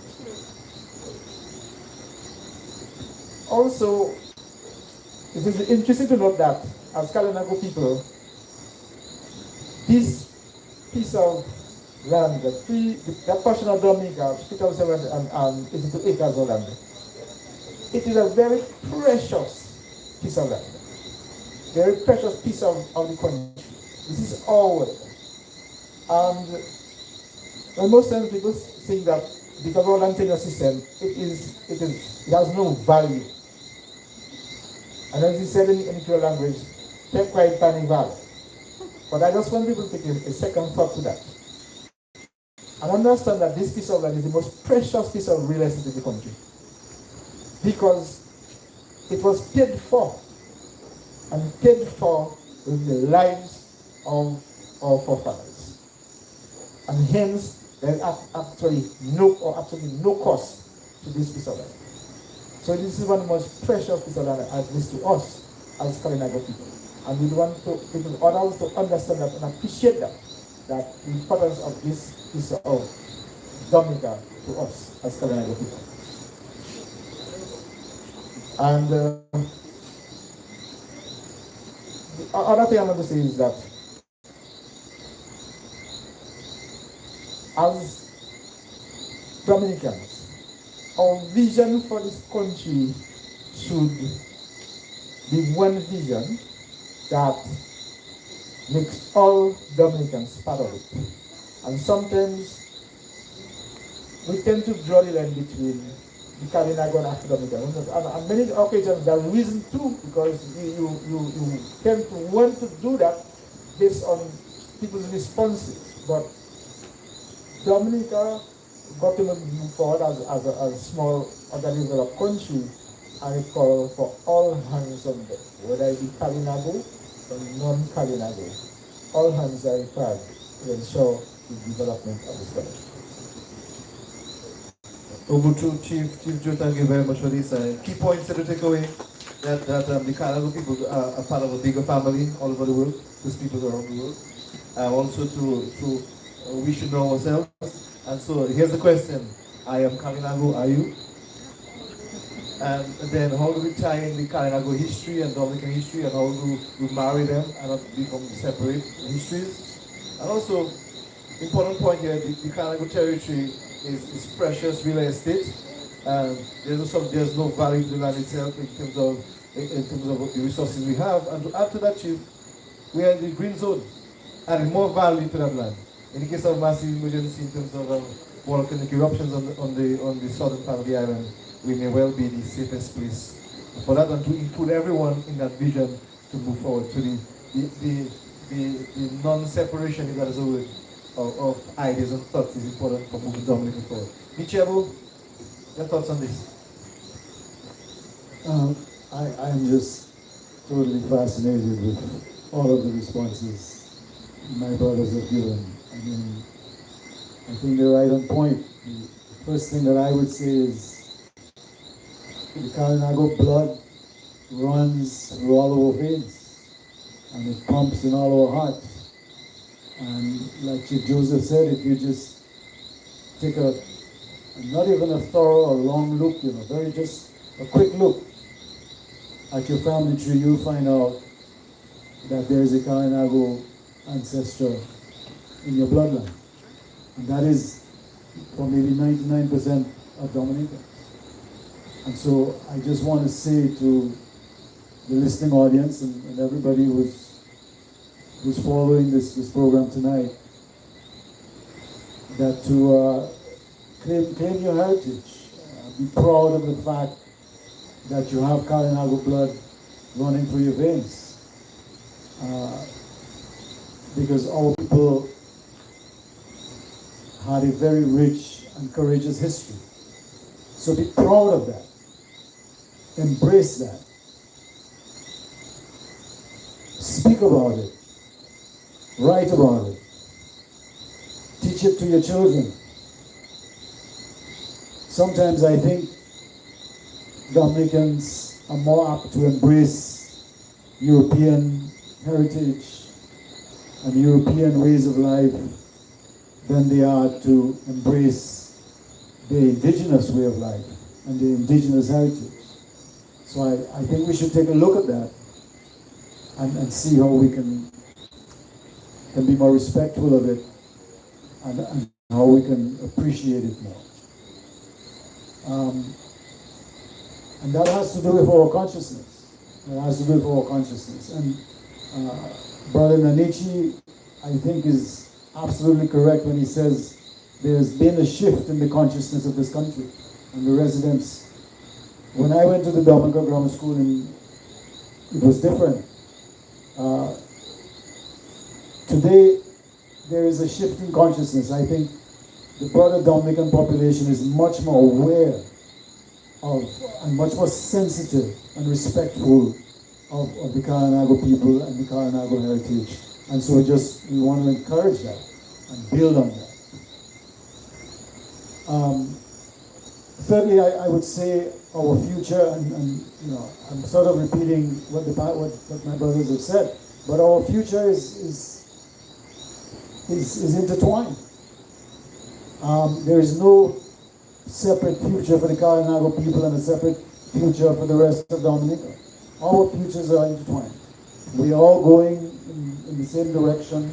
We're going to face the same challenges, and we got to do the work together to get to where we want to be. So let's just respect each other. Let's pull on each other's strengths.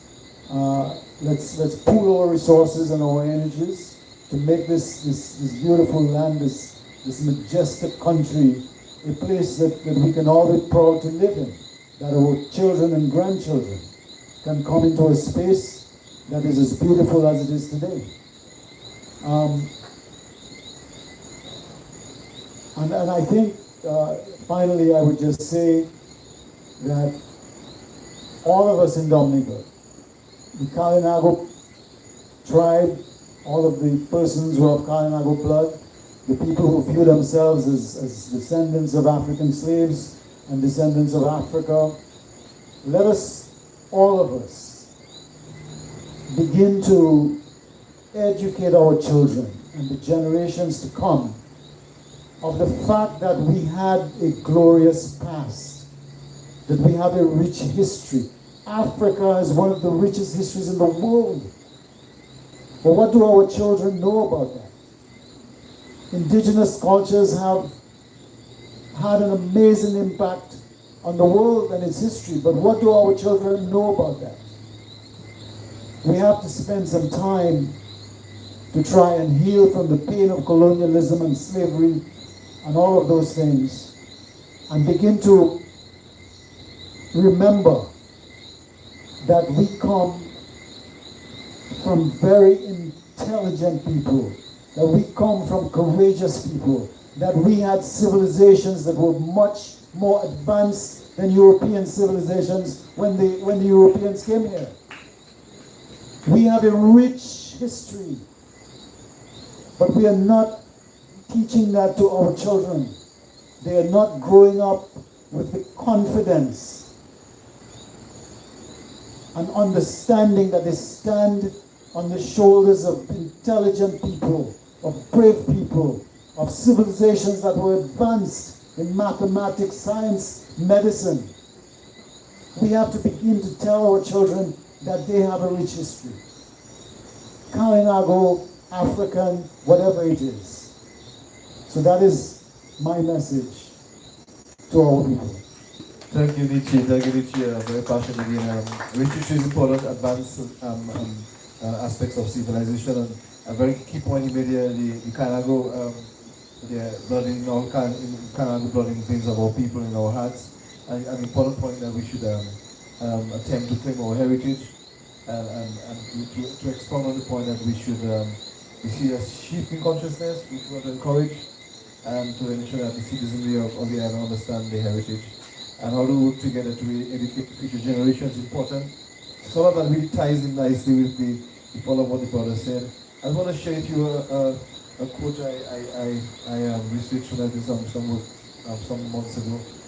It's a resolution of the 5th annual meetings of the Traditional Elders Circle in 1980. I reads, "There are many things to be shared with the 4 colors of humanity in our common destiny as one with our mother, youth. It is this sharing that must be considered with great care by the elders and the medicine people who carry the sacred trust, so that no harm may come to people through ignorance and misuse of this powerful force." The connections that we're going to build tonight. And I know Washington said at the beginning of this conversation that all of that conversation will inform a new narrative as it regards a coloring book and a comic book for the young people. It's important to have that movement at a very, very young age to build a consciousness and awareness. And all of this will triple and magnify in economic development, in social development, in all of those very intricate part of modern society. Is a name change from Dominica to Whitey really too late? You need to remember that Dominica was named Dominica because it was seen on a Sunday. I wonder what would have happened if I saw it on a Monday or Tuesday. So I suspect Whitey Kubuli still stands because it means tall is a body. Any one of you folks here briefly, do you think it's too late to name Dominica Whitey Kubuli?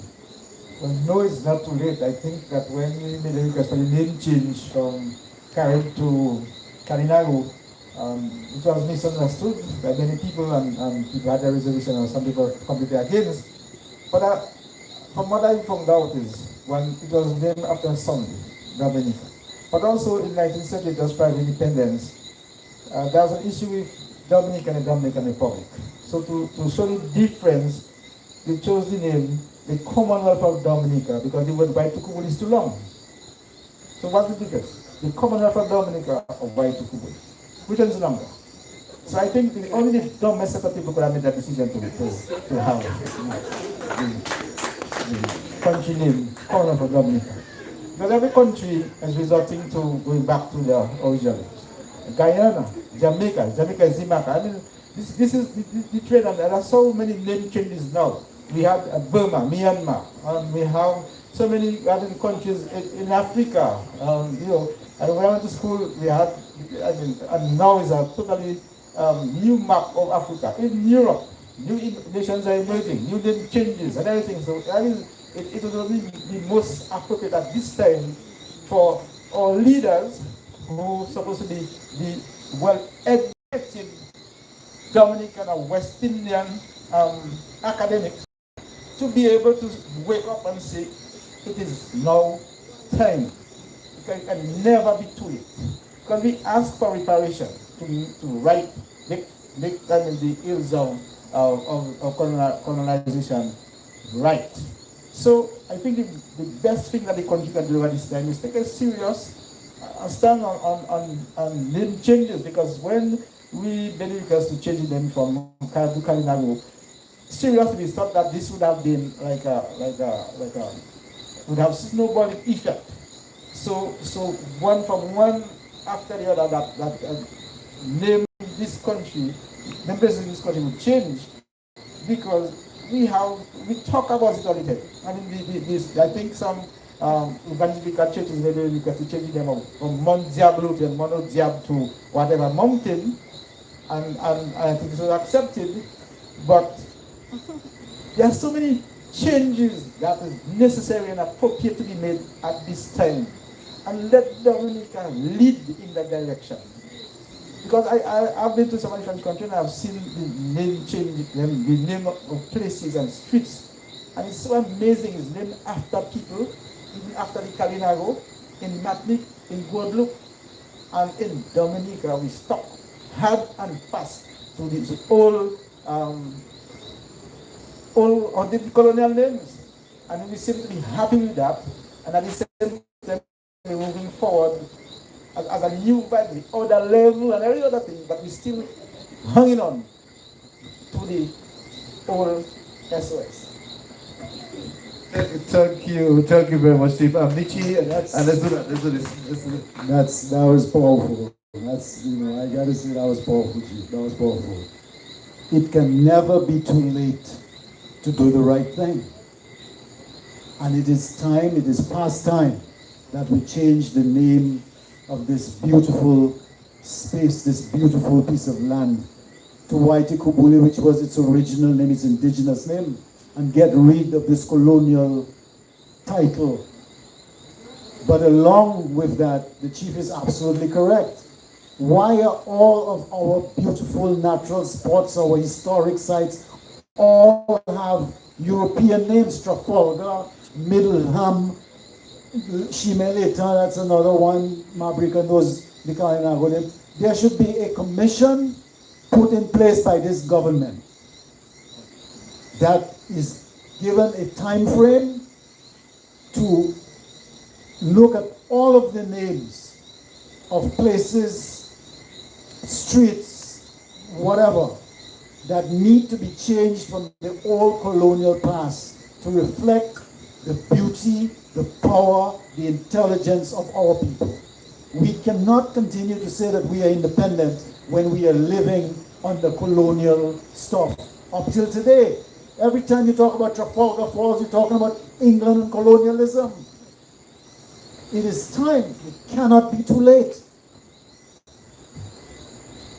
Nanishi, let's do this. Okay, You have a okay. piece and I suspect It's not, Mabrika. it's not too late, Mr. Minister, and I like the way that you're leading this conversation, and you're also leading this movement to rename Dominica to Waiti Kubuli. In short, it always confuses us. It always confuses people out there. They send money to Dominica, it ends up in Dominican Republic. My daughter was left stranded in France because they thought she was going to the Dominican Republic instead of Dominica, and Air France let her down. She had to overnight. Is that thing that's happening just recently? So the confusion between Dominica and the Dominican Republic, it is positive if we can make those changes. And you know what? I am positive and I'm confident that this can happen, Mr. Minister, and people listening out there, because I have seen a more progressive group of people thinking, more progressive people, compared to back in the 80s when I served as chief. I have already seen progress, because I know back then the Caribs were not seen as indigenous and anything special, but we have seen that change. And we've seen that I'm not saying just to the government, and I don't want anybody to think, because I am pro-government, but the fact it is a fact. Whether you're in opposition or you support the government, it's a fact that this government have been very progressive to us, and we appreciate that. It should be changed. Mabrika? Yes? Yes, let me make a brief comment on that one. If you take a look back, let us think back, let us go back to the past. When our forefathers was coming from the ocean and they took a look and they saw this beautiful island, they said, "Uwaitu Kubuli," and she answered. Our forefathers stepped on the shores of Uwaitu Kubuli and had a special blessing, a ceremony on that time.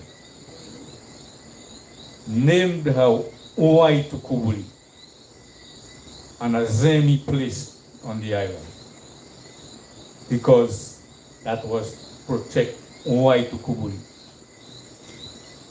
So it is, and Uwaitu Kubuli is still listening.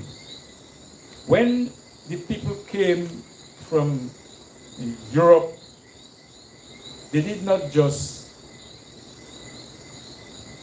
take their time and said, okay, I'm going to name for Dominica. They say, okay, Dominica, they just planted a flag. Disrespect. So I believe that it is not too late.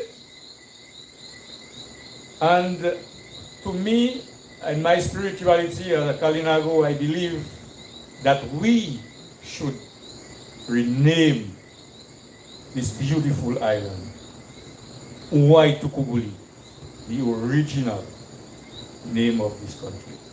Ayahura. Thank you very much, panelists. I am excited for this. We made an important point here. We spoke about the intellectuals and how we can make a name change. And I'm going to get some flack for this, but do you know we have one of the major intellectual centers in the Caribbean is UE, University of the West Indies. And the West Indies is a false notion. So when we want to say that government should do this and reps and politicians do this, what about this massive intellectual circles we have? We still use the word Caribbean, which is false. It's named after Caribs and cannibalism. So that conversation, it is relevant for Dominica, it's also relevant for the entire Caribbean region. Because we still talk about the West Indies cricketing. We know for a fact that Columbus was lost and it was going to Indies. So whenever we use the West Indies, it's wrong. So I agree for the movement in Dominica, but also has to be a Caribbean movement. But the Caribbean movement is false because it is an archipelago which I call the Kalinago Island civilization. And so the only space I know within Dominica, Waitikubuli, that has kept true to sort of indigenous names is the Goodwill area. In the 1950s, when Goodwill, the commercial Goodwill was transformed from a plantation into the homes, and when Roseau people said you will be in the hospital in country, before Goodwill's country, the bourgeoisie of Roseau said that Goodwill's country, and they're going to put a hospital there. And all of the streets in Goodwill are named after local Dominicans. So that's the only name. So the model exists already in our space. So it's not too late. Definitely, but it has to be a regional movement and an international movement because it is something that would add value to the conversation we're moving forward. I'm happy and I'm so passionate about this name change. I'm excited and soon you guys will have to call me Tribute Weaver because that government Koze Frederick name is going to be struck off. I'll stick to my kind. I'm going to name Tribute Weaver. I'll be struck off legally very, very soon. And then I will lead the charge on Waitikubuli and the Caribbean Island civilization, Kalinago civilization. We're wrapping up nicely, gentlemen. We're doing well. I like the energy. Washla, you agree with me? Yeah, Washla is taking scrupulous notes because he's the narrator of the new histories as we will be pushing forward. Okay, we're moving forward. We want to look at some of the issues, panelists and friends, comrades, brothers. Some issues and ideas and suggestions that you may have with how do we portray or how do we spread the history of our heritage, and whether we do it in print or video and otherwise. What are some of the ideas you want to suggest that would inform that new narrative? We want to close with that question, and we'll seek to answer the Mario one if we have some time, which I know can be an interesting conversation. America, and what are some of the things you think we should really be part of the narrative? And because I will say maybe the last point, we know for a fact that the history is normally written by the conquerors. Now we have a unique opportunity in our lives as Kalinago Braves to craft a new narrative. So America, let's add some value to this. Yes, of course. Now I believe by doing that we should start within. And to me, I believe that the books is good, very, very good. Children will read and they will, be excited about the books and so on. The video games, yes. But what I would like to see is that within our Kalinago space, we start painting murals. We start putting our history in paintings in the different communities. So we have designs, we have, Sineku have its story. So we have that in Sineku, and all the way down, there are different, places of interest, myths, legends, heroes that lived in our space. let us have paintings of these people or in these special places. Let the history be written within our space so that our children can grow up seeing these things. We also could have a mini museum. Well, by my space, I'm trying that.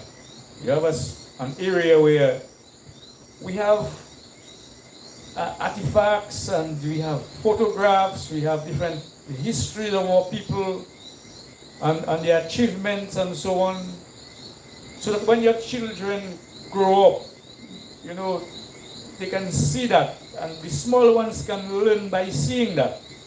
So they grow up with a sense of pride of being Kalinago. So I believe that we should also try and do that. All these houses, beautiful houses that is being built in the Kalinago territory should have a design on them. Let us decorate them, paint them up in different, designs. So when you are traveling through the Kalinago territory, you can know exactly that you are within an indigenous space, within that sacred space, the Kalinago space. So that also can bring value to our people, our children. When they look at that, then they can grow up with that sense of pride. So that is what I would really like to see again, in terms of us learning our children, learning our history and traditions and so on. So it would lead us into a more resilient future. So that is what I would like to see, of course. Thank you, Mabrika. Chief Nanichi. Okay, again, real quickly, I think the idea of rewriting the history in forms that the children that children and younger people can relate to it better is an ideal, and that our stories, our legends, our myths, our beliefs, a lot of those things we can get them into the writing. It would present itself very well, not only for our children, for other persons to pick up. But as we move forward in the modern world too, in the modern age, we are all looking at our phones and our computers, and I think that it would be important if we can develop some apps, our own apps that you have the stories, our own stories there. I know that the indigenous peoples in New Zealand have been doing a good job on that, and so it would be good if we could develop apps that would show different stories.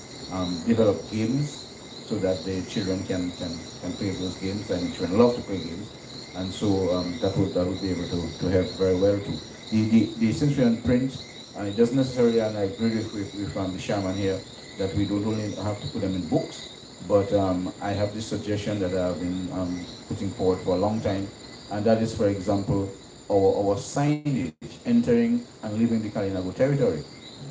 Now that the route is being constructed and we have heavy equipment at our disposal, I would want to suggest that we pick up 2 or 3 big boulders and have one dropped off at either end of our territory, and we have the children go out there with some designs and some of the research that we've found from the archaeologists and so forth, and that we can actually do some carvings, have our children do indigenous carvings on those rocks at either end of the territory.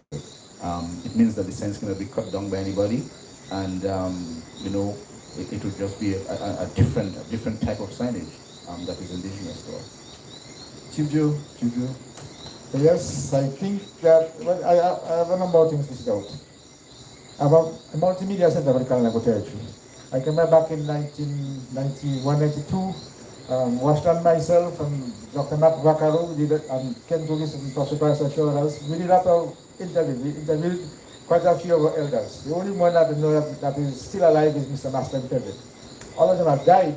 Now we transferred down the material from VHS tapes to DVD, and they are there.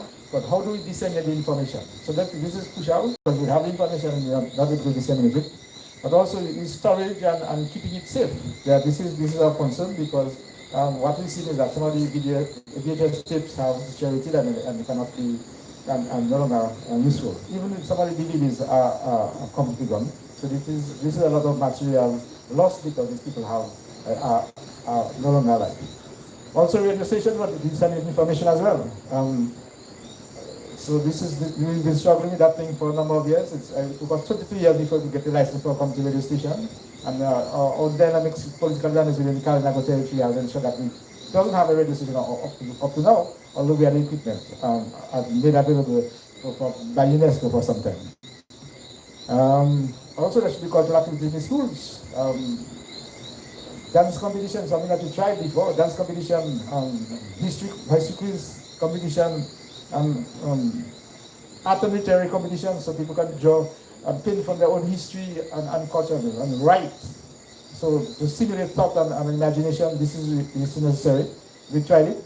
I mean, they've already took a route as such. And indigenous cinema, being able to make films about the Kalinago territory. I mean, we enjoy some of the African movies. We could have done better. Because now we need to just go back way back to 1974. Unfortunately, we can't run. But this is that time we had the idea of developing indigenous cinema for ourselves as indigenous people and Kalinago people. And the cultural camps, we had 3 so far, look at it well. Young people are asking for cultural camps. This is why we say looking for information for young persons and bring young persons together, build friendship and everything else as young Kalinago people. So this need to continue. So maybe the cultural division could ensure that we have a annual camp as part of their activities and support for the development of culture in the Kalinago territory. And the cultural groups. We needed a reawakening. For many, the cultural groups have been derailed, and I think they need to refocus on the work that they originally intended to do. And while it is good to do performance for the tourists and make some money, but at the same time, you can't lose focus and not doing the work inside of the territory for Kalinago people. This is where your focus should be, and unfortunately, it's not always working that way, and on a website that people could log into and get all the information on Kalinago people's history and culture. You can remember that National Geographic made money available for that purpose. And I do not know what we have today, but it seems like sometimes we get it and we lose it. However, if we will get it and catch it and keep it, then it will be a benefit to us. So we will not have all the complaints that we have right now. Thank you very much. Thank you, Chief. To Michevo, your closing piece on this.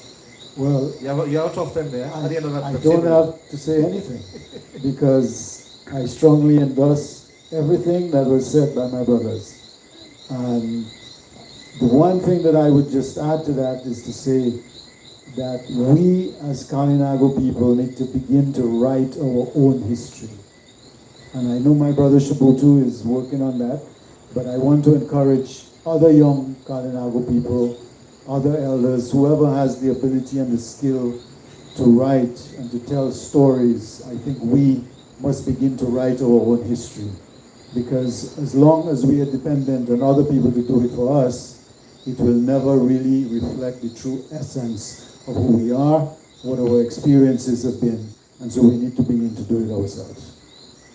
Michevo, thank you so much. We are wrapping up this evening. I think we have some of the media here. I'm going to shout them out again. DBS on the Facebook page, GIS spent some time with us here this evening. Emonews, I'm excited, and I really thank the listening audience. It's been like 2.5 hours steady engagement about, and so I'm really happy that you take time off your busy schedule to sit in. Tomorrow night we're going to continue with the women. We're going to have some powerful women here tomorrow evening, so you could join at 7. And just to wrap up the evening, at the end we want to ensure that the narrative is what we want to present to the public moving forward, a narrative that is steeped in history and tradition, and also to sort of inform our new development for us. How do we create out of the proper history, new economic models, new development strides? How do we build communities, our local communities that will also help build the national movement toward climate resilient country, this climate resilient country. So it's work in progress. I'm excited. I'm happy that the elders were here this evening. I really want to thank you this evening for spending time with us. And Washla is here also here, really excited. Support all the staff of Kalinago Upliftment and BBS Radio and UNDP and all of the strong Kalinago warriors who been following on the feed. I really enjoyed this part 3 of our conversation. Thank you so much. Ayahura.